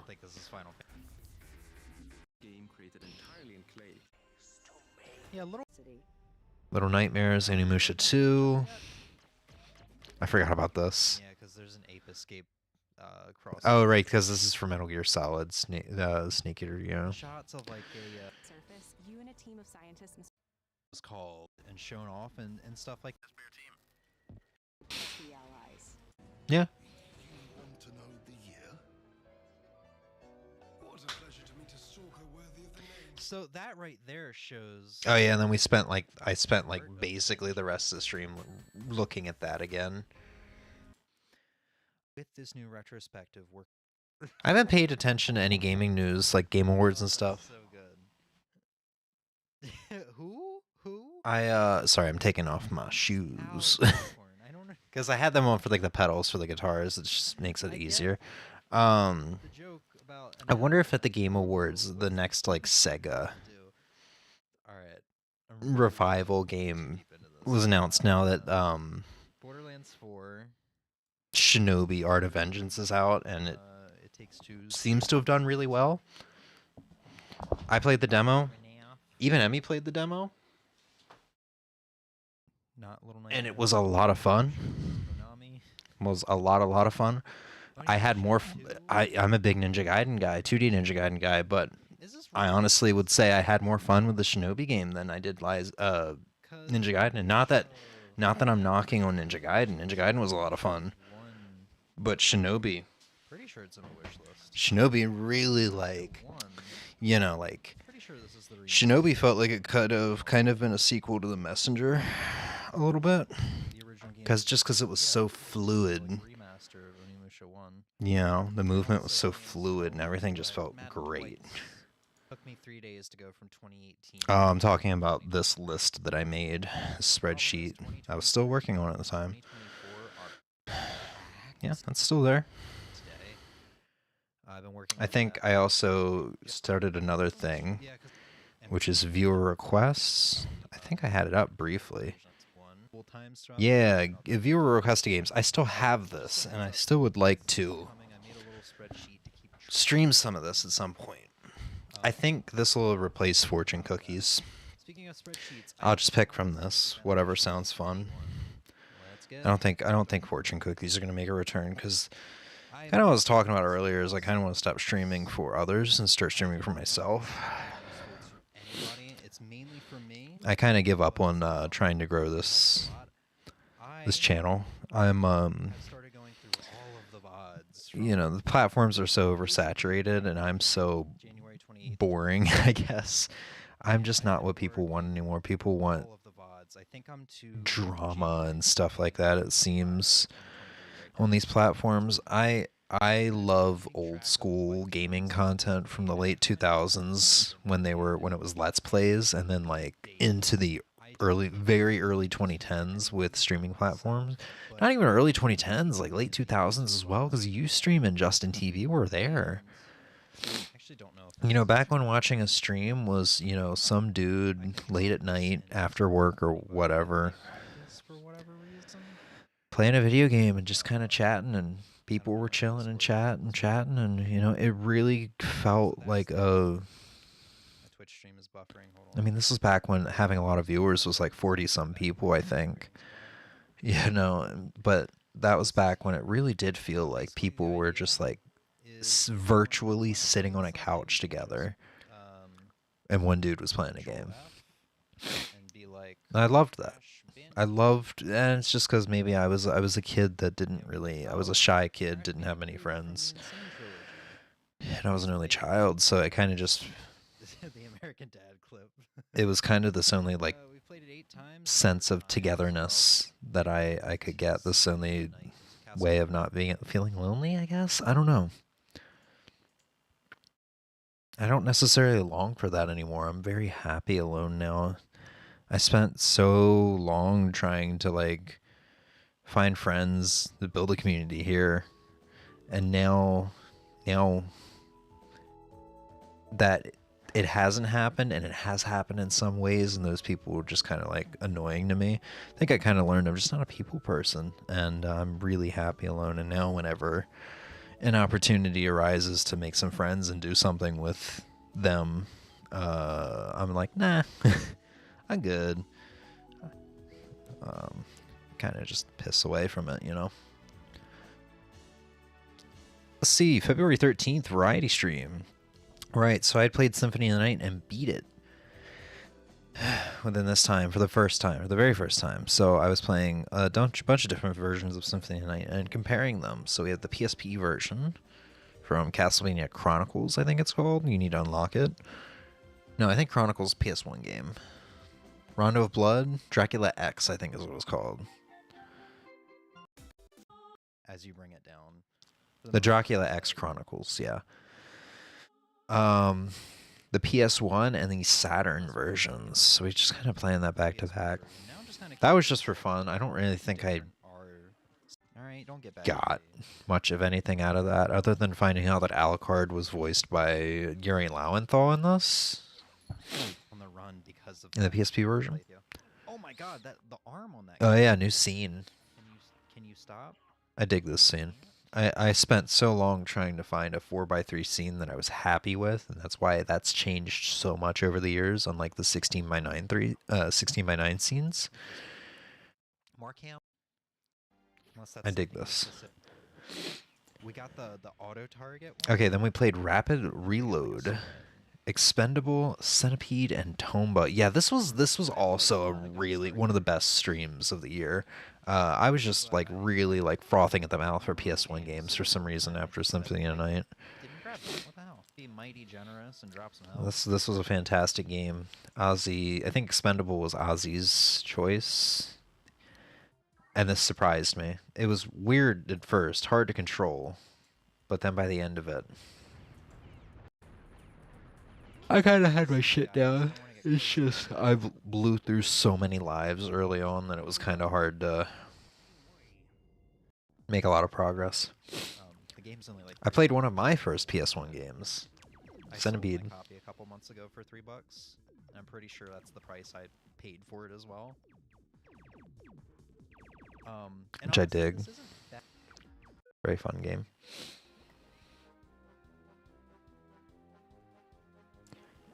Yeah, Ozzy said he played this in school, I believe. Just remember when you said 90s and everything had to be 3D. It was pre-installed on Macs, and I remember playing it as a kid and thought it was a fever dream. I played it in kindergarten, if I'm remembering correctly. Yeah, so we played this in kindergarten. I think I played the demo while I went and probably hit the bathroom. Then I tried out Tome, but I don't remember what made me try this out. I don't know. I think I was probably just scrolling the game list and saw this. And I was like, oh yeah, you know what? A 2D platformer, bright and vibrant 2D platformer sounds good right about now. And it was not a level-based 2D platformer like I thought it would be. Still a lot of fun. I actually did start up a second file and started working through the game a little bit further in case I wanted to come back to stream with that first file. And then I got distracted by other things. I ranted about limited run and retro game prices here. And the other things I got distracted by might have been starting up around this time. Yeah, it had to have been starting up around this time, which was Xenoblade Chronicles. I started up the definitive edition of that. And none of that is going to reflect stream here, but started up the definitive edition probably early February around this time, maybe a little bit earlier. Maybe not, actually. That was the Symphony of the Night stream.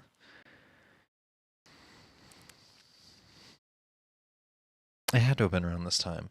And I finished it about a month later, with totaling about 98 hours in very late March, right before I started my new job. And Xenoblade Chronicles is a game that I,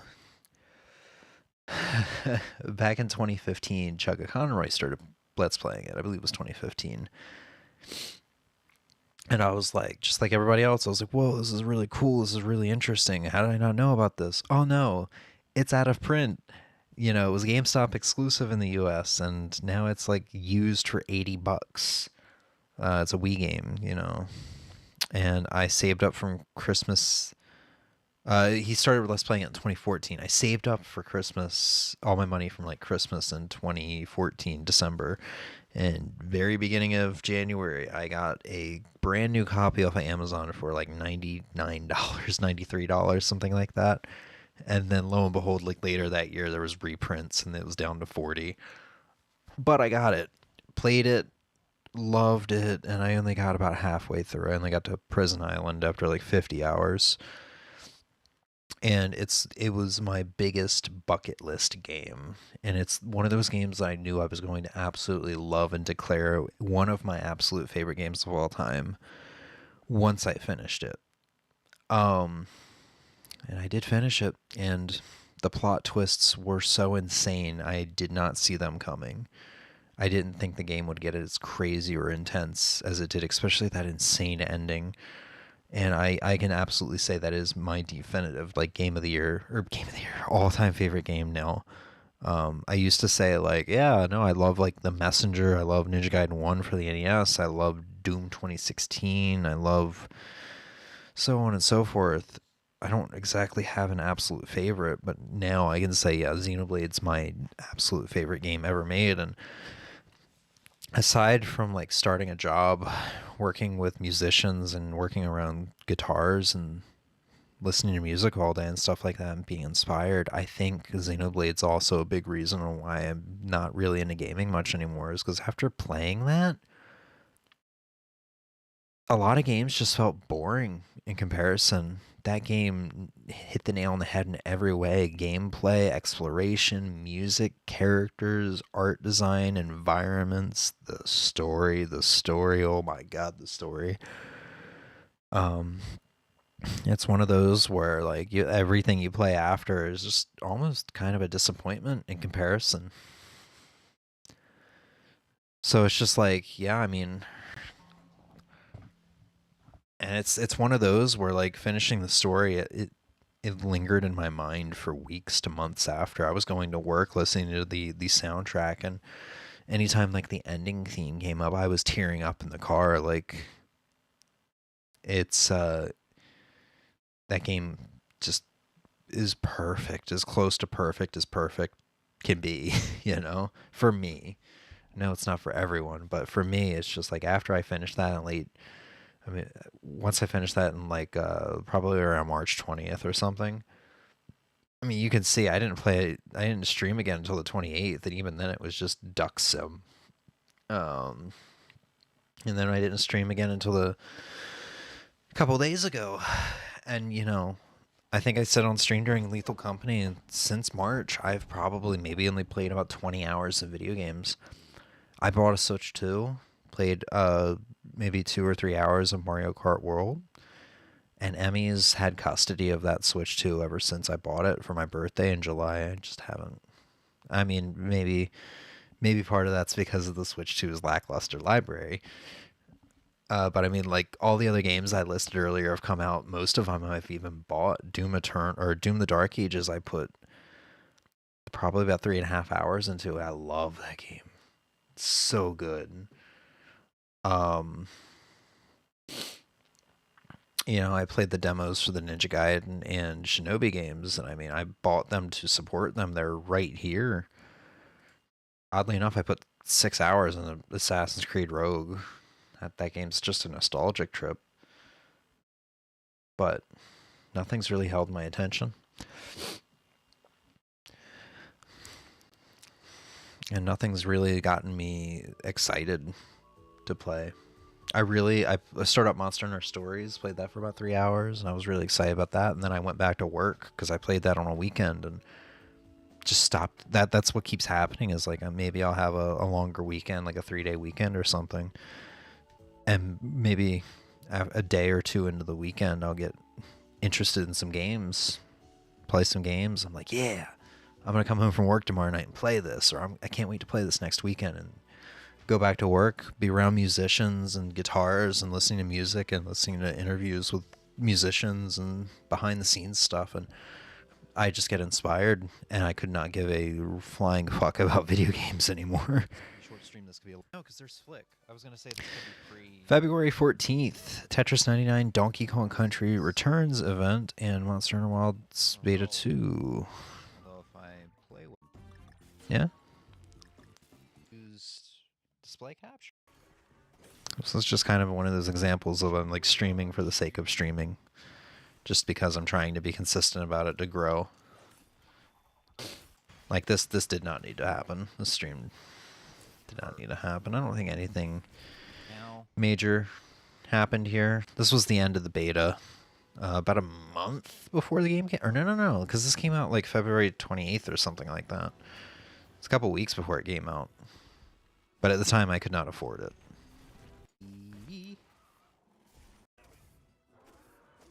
It's having a lot of fun.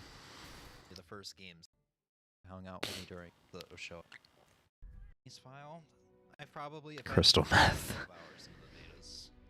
And Minna, yeah, the cat's name is Minna. I can't wait to get that character onto a full download of that game. February 16th, Plastic Duck Simulator and Monster Hunter Wilds Beta 2 co-op with Emmy. Okay, no, that was not the end of the beta. My bad. This was the beginning of Duck Sim, which was a really cool, cozy idea. I was trying to get back into Proton John's streams, as I do, and he was streaming this, and I was like, what is this? This is a cool stream game. Just sit and talk, name some ducks, and I got it, and I think it was as a surprise for, well, you gotta get better eyes. Emmy. I was like, Emmy, I got a great idea for stream. I'm going to surprise you with it. This is me right here. And this turned out to be a really fun time. And I still do. This is oddly enough, the one game I do want to come back to. I think about coming back to every now and then, just because like it gives me an excuse to stream. I do enjoy streaming. And just sitting there and chatting with Em is really nice. And just goofily naming some ducks. And I forgot that was the idea, was that we would start up our streams together like that from now on. Just like 10-15 minutes of Duck Sim, and then we'd do whatever we were going to do. The Duck Sim would kind of be the replacement of the title screen. You do this. I'm never gonna. Yeah, she's playing on PS5 here. I'm playing on PC. Yeah, we ended off with. Oh my god, we did a lot of Duck Sim at the end. It's also giving Prince 15 hours in the. Ow. Ow. Yeah. This is probably one where we intended to just do 5 or 6 minutes of it while we ended stream, and then we ended up just kind of infinitely talking, which is always nice. his name. I was gonna say Dr. Connor coming out of that. Holy lizard. So it's like loading in. Let's see, February 17th, variety stream of Placid Plastic Duck Sim, Tetris Effect, Monster Hunter Wilds Beta 2, Tetris 2, New Tetris, Wave Race 64, and Wave Race Blue Storm. You can kind of see what I was really interested in at the time. Some Tetris and some Wave Race. And I think shortly after this, maybe early March, I 100% Wave Race 64. And I beat Final Soldier right after that same night, just back to back. I don't know what got into me. I didn't know there was a rideable dolphin in Wave Race 64. That was really cool. Even if you couldn't have it for the Grand Prix, you could only have it on the title screen and for like the time trials or whatever. It was super cool. But I mean, it's Tetris. It's not like I'd have to commit a lot. It is now yours. You know. Yeah. But let the, Tetris obsessions just happen for me. It's a lot of fun. Why little Timmy was flying. It looks some. Oh my. Oh no! Stop flying. Oh no. Yeah, we tried out fucking Tetris 2. I don't think either of us liked it. It was, yeah, right. It was basically a weird Dr. Mario. Oh yeah, Ozzy using the spreadsheet. That's for sure. Played for the PS2. Wave Race 64 and Emmy absolutely hating it. And I feel Hurts my soul. not knowing that sooner. This got added to like my all-time favorite games list too after I beat it that night. This one's growing on me. I just haven't been back to it in a good long while. Say bro, I thought you said duck. I didn't really play it for very long. Yeah, I really fucked up that one jump. Is the Beautiful game. substance is also Almost there. February 22nd, clearing out the Twitch upload and highlight storage and then ease origin. This is a pretty good one. So yeah, Twitch was enforcing a 100-hour maximum storage limit for highlights and uploads. I had probably like 500 hours. Yes. Which sucks because I had a lot of really cool collections on there, and a lot of collections I spent a lot of time working on. As well as marathons. So we have 32 hours of the Yoshi Marathon. And it sucks. 6 hours of our 2024 Super Mario Marathon. Because there's a lot of playlists on the YouTube VOD channel. This just felt a little more orderly, especially considering they were edited down so intro and outro and maybe any other games in that video were edited. Because Twitch has a built-in editor. And yeah, no, what was being deleted and what was staying? Because there was 90 hours of Animal Crossing GameCube footage and Entire collection, which is 120 hours. And 120 hours of New Horizons footage. And I think this also, I have chat on screen. I think this also kept the chat. This would be a little overwhelming. If Like, I think it actually saved the chat, which was, I don't know, man. It just saddens me. I mean, this is up on YouTube. It's Some things that I absolutely could not justify keeping, like the 25-hour stream. Which, yeah, the chat's still there. Yeah. But yeah, I mean, that was a quarter of my storage.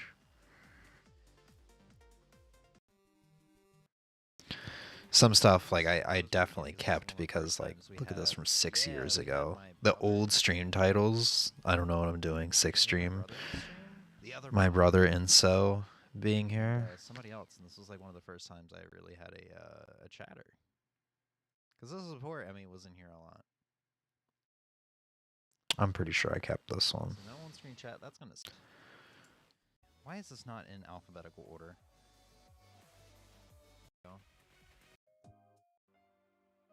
And then Ease Origin. This is another one I was kind of thinking about maybe doing a playthrough of it. I had played through the game as the guy. I can't remember his name. Alfred? Not Alfred. And beat it, and it was a lot of fun. So I was playing as Unica this time around. Hugo is who I...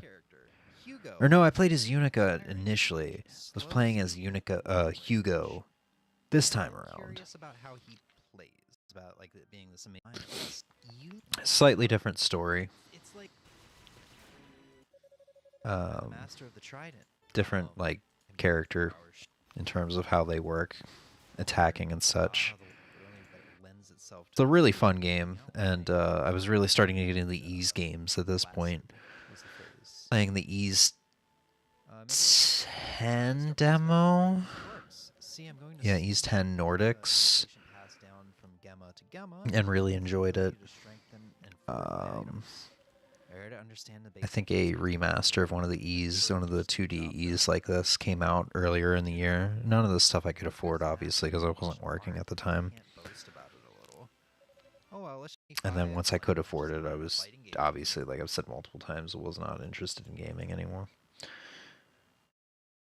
March 1st. Placid Plastic Duck Sim Roofie in the Riverside demo. It said fuck that to multiverses and Dragon Quest Treasure demo with Emmy. This was the last stream before I started working. I was burnt out on streaming, but also I started doing like some 8 to 10 hour sessions of Xenoblade. Oh my god. After this. Yeah, I had a special Friday night edit. Song edit at the beginning.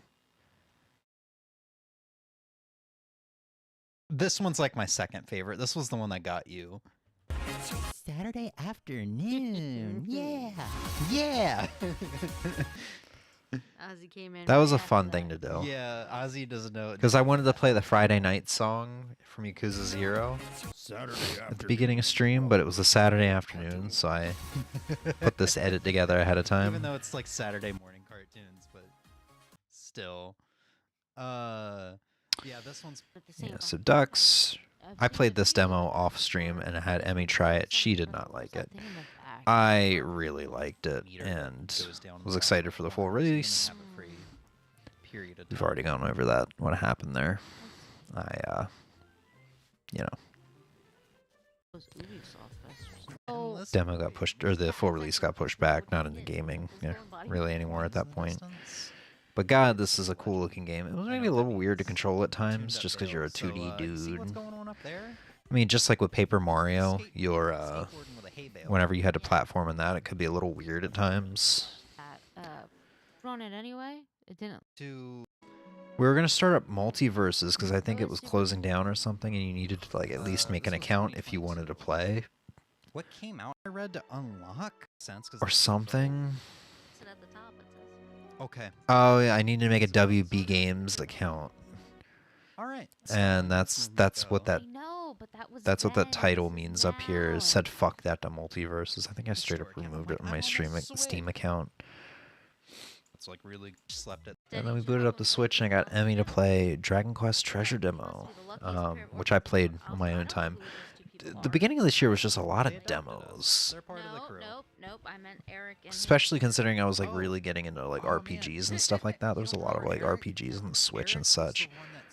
I think there was a Shin Megami Tensei 5 demo on Steam when we Already.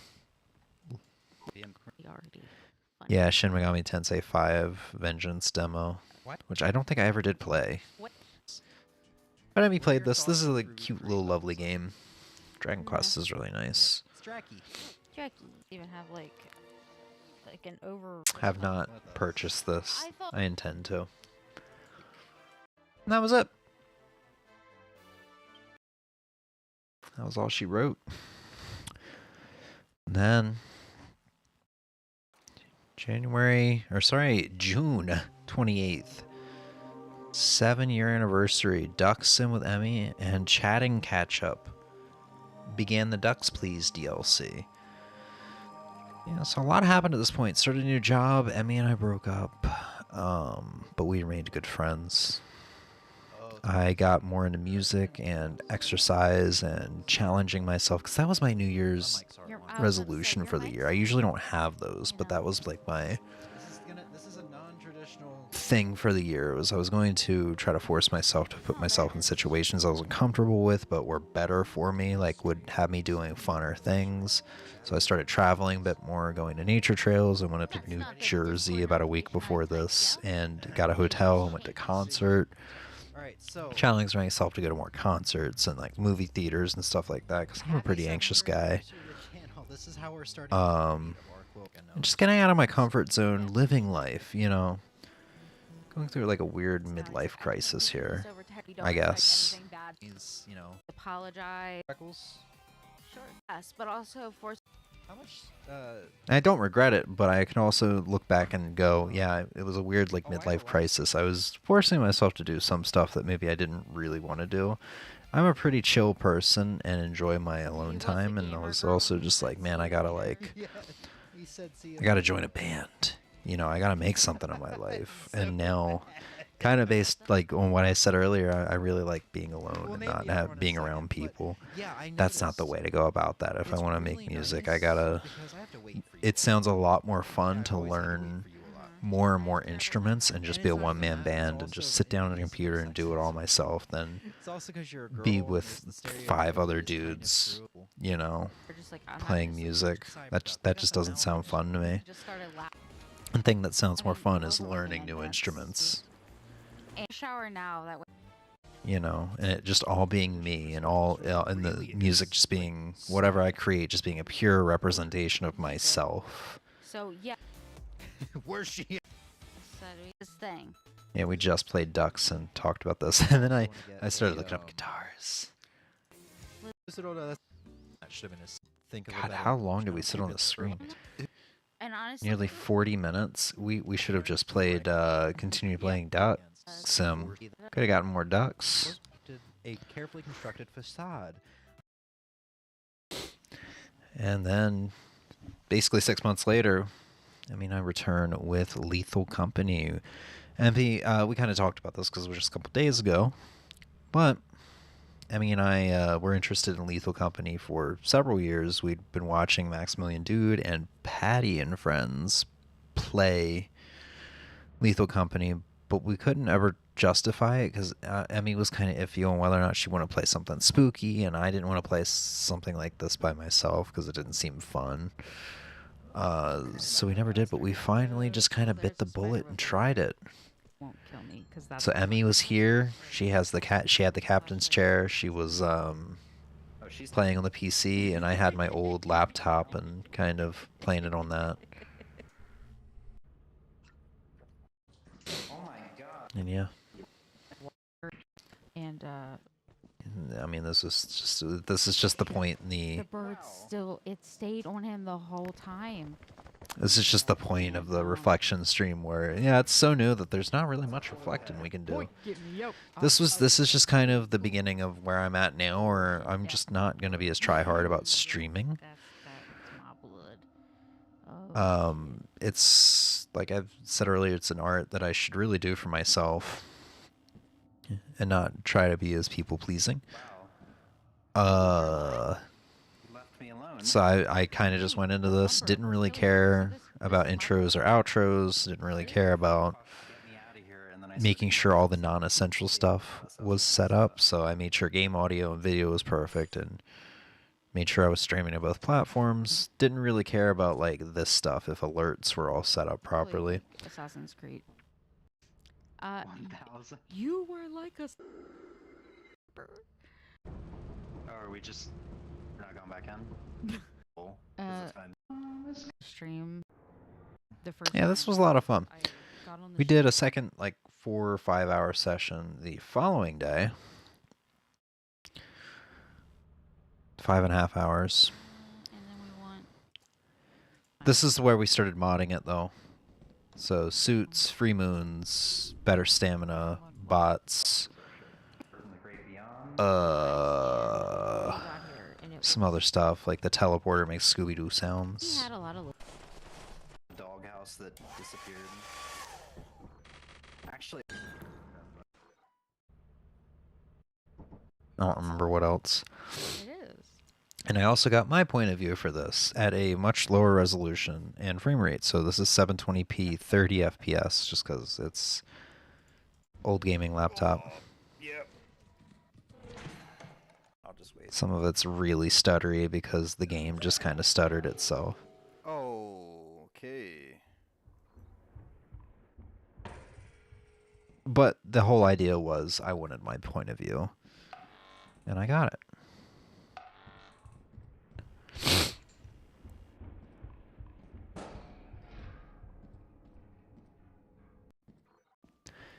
And sadly for the following stream, the last stream yesterday, I did record my point of view, but forgot to check to see if the desktop audio and my headset audio was working, which was not. So I have a audioless recording file, which didn't get uploaded for obvious reasons, which is a shame because there was some really good stuff that happened from my point of view. I was pretty depressed about that yesterday. I spent most of the night just kind of sad about it. What did Matthew Kelly die to? Yeah, this is fun. Emmy will not be returning for some time. She's got a small surgery. So if we play this again, it might be late January, early February. fucking. Are we out? Yes. See, this is the bridge. Yeah. Take it. I don't have it.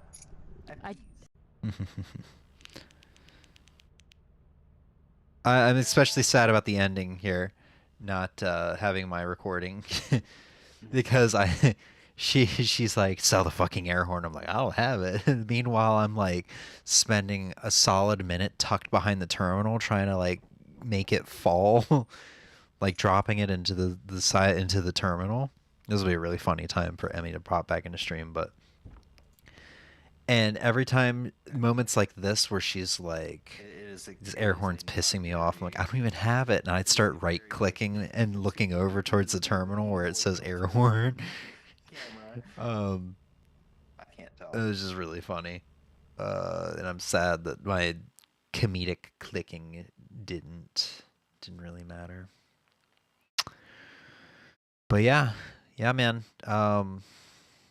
That's a wrap. I am curious because I have been thinking about this lately. This is going to give me an error, isn't it? No. Oh fuck, this is going to be an awkward one to look up. How many years have I been doing these reflection streams?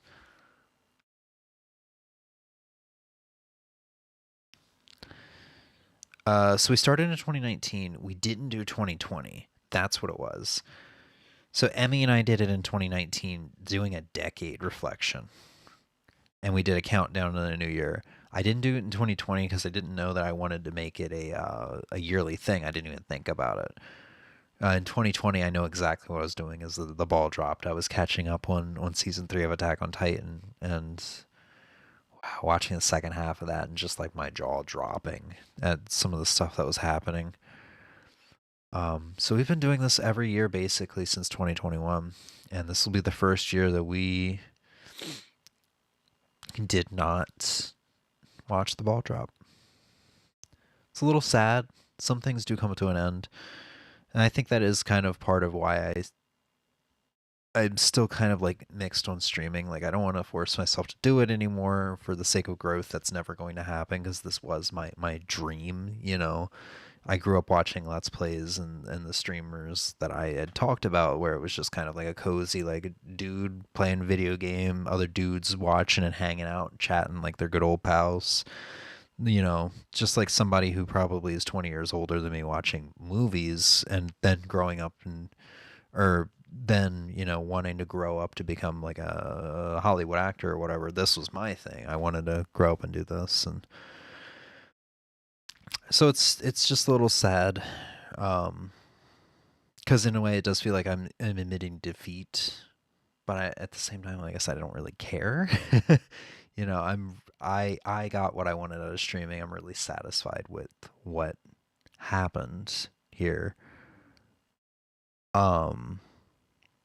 But on the flip side, it is a failure because I never got to have that community that I wanted, that I had built so many things around, like fortune cookies and like the Pokemon playthroughs where people could choose my team, and so many other ideas that I had that required a community for that I just never got. But I mean, I got what I wanted from streaming, and I'm still going to do it. It's just going to be extremely, extremely rare. I'm not going to force myself to do this consistently in hopes of hitting the jackpot, because that's kind of what streaming also is just like, you know, getting lucky, that the right amount of traffic, either from raids or just Twitch suggesting your shit to the right people, or a clip or whatever, bringing traffic in and then capitalizing on it. You know, I think I had my chances in the early days, the first, 2019, 2020, even 2021, with people rating me, Archie especially, and I just kind of blew it. I never could capitalize on it. I always got anxious.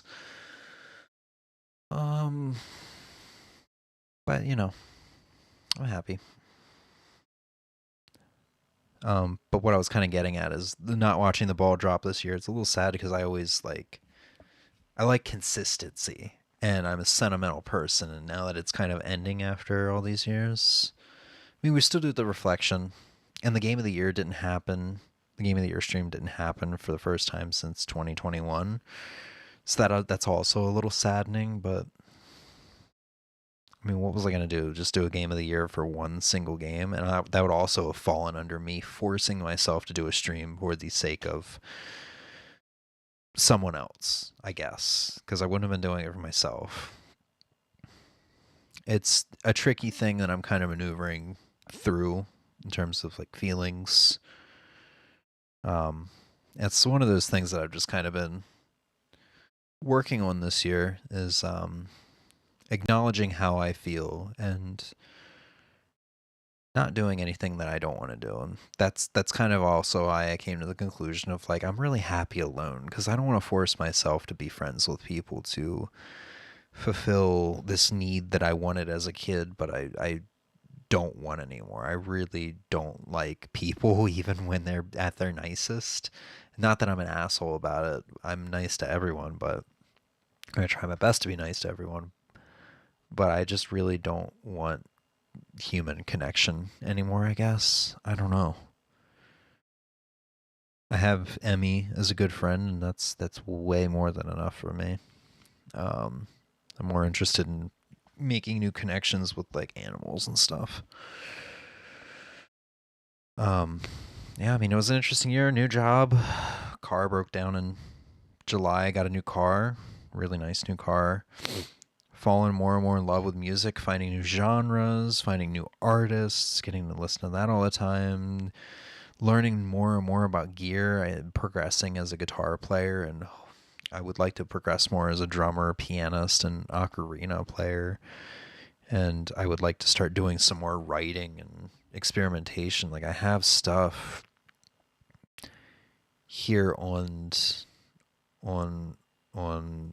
this, and it's all extremely rough stuff. Like, I just would plug in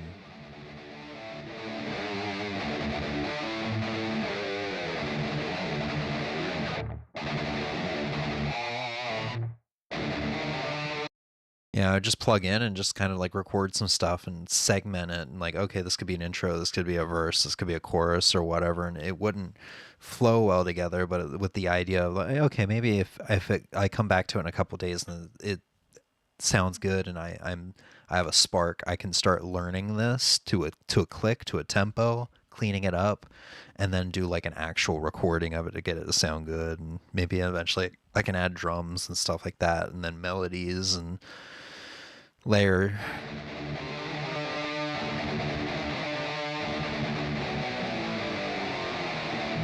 Yeah, like, it's extremely rough. You can tell that shit's not tight. Not synchronized. But hopefully I can get to a point where I can start writing, because just like learning songs and doodling around it's satisfying still, but I do have a craving for creation, and I mean, it's been a thing. I mean, that's why I got into Let's Playing and then eventually streaming. I just love creation.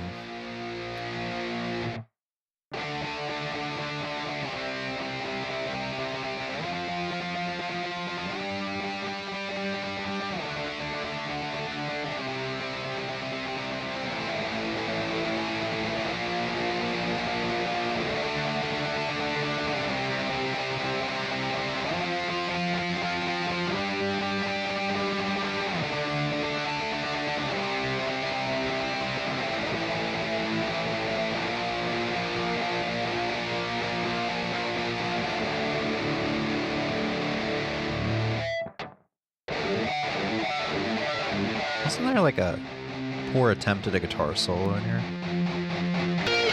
Yeah.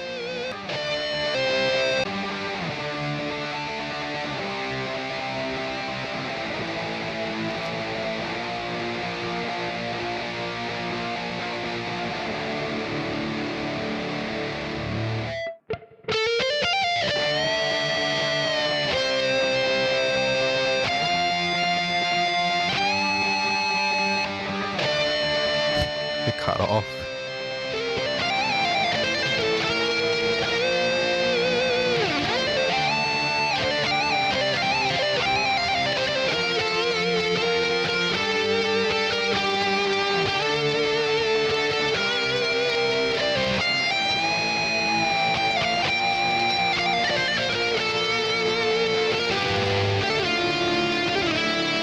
And that's like also something that I did one random night, like a month ago, after I got that PRS Standard 24. It was for the first time ever I jammed.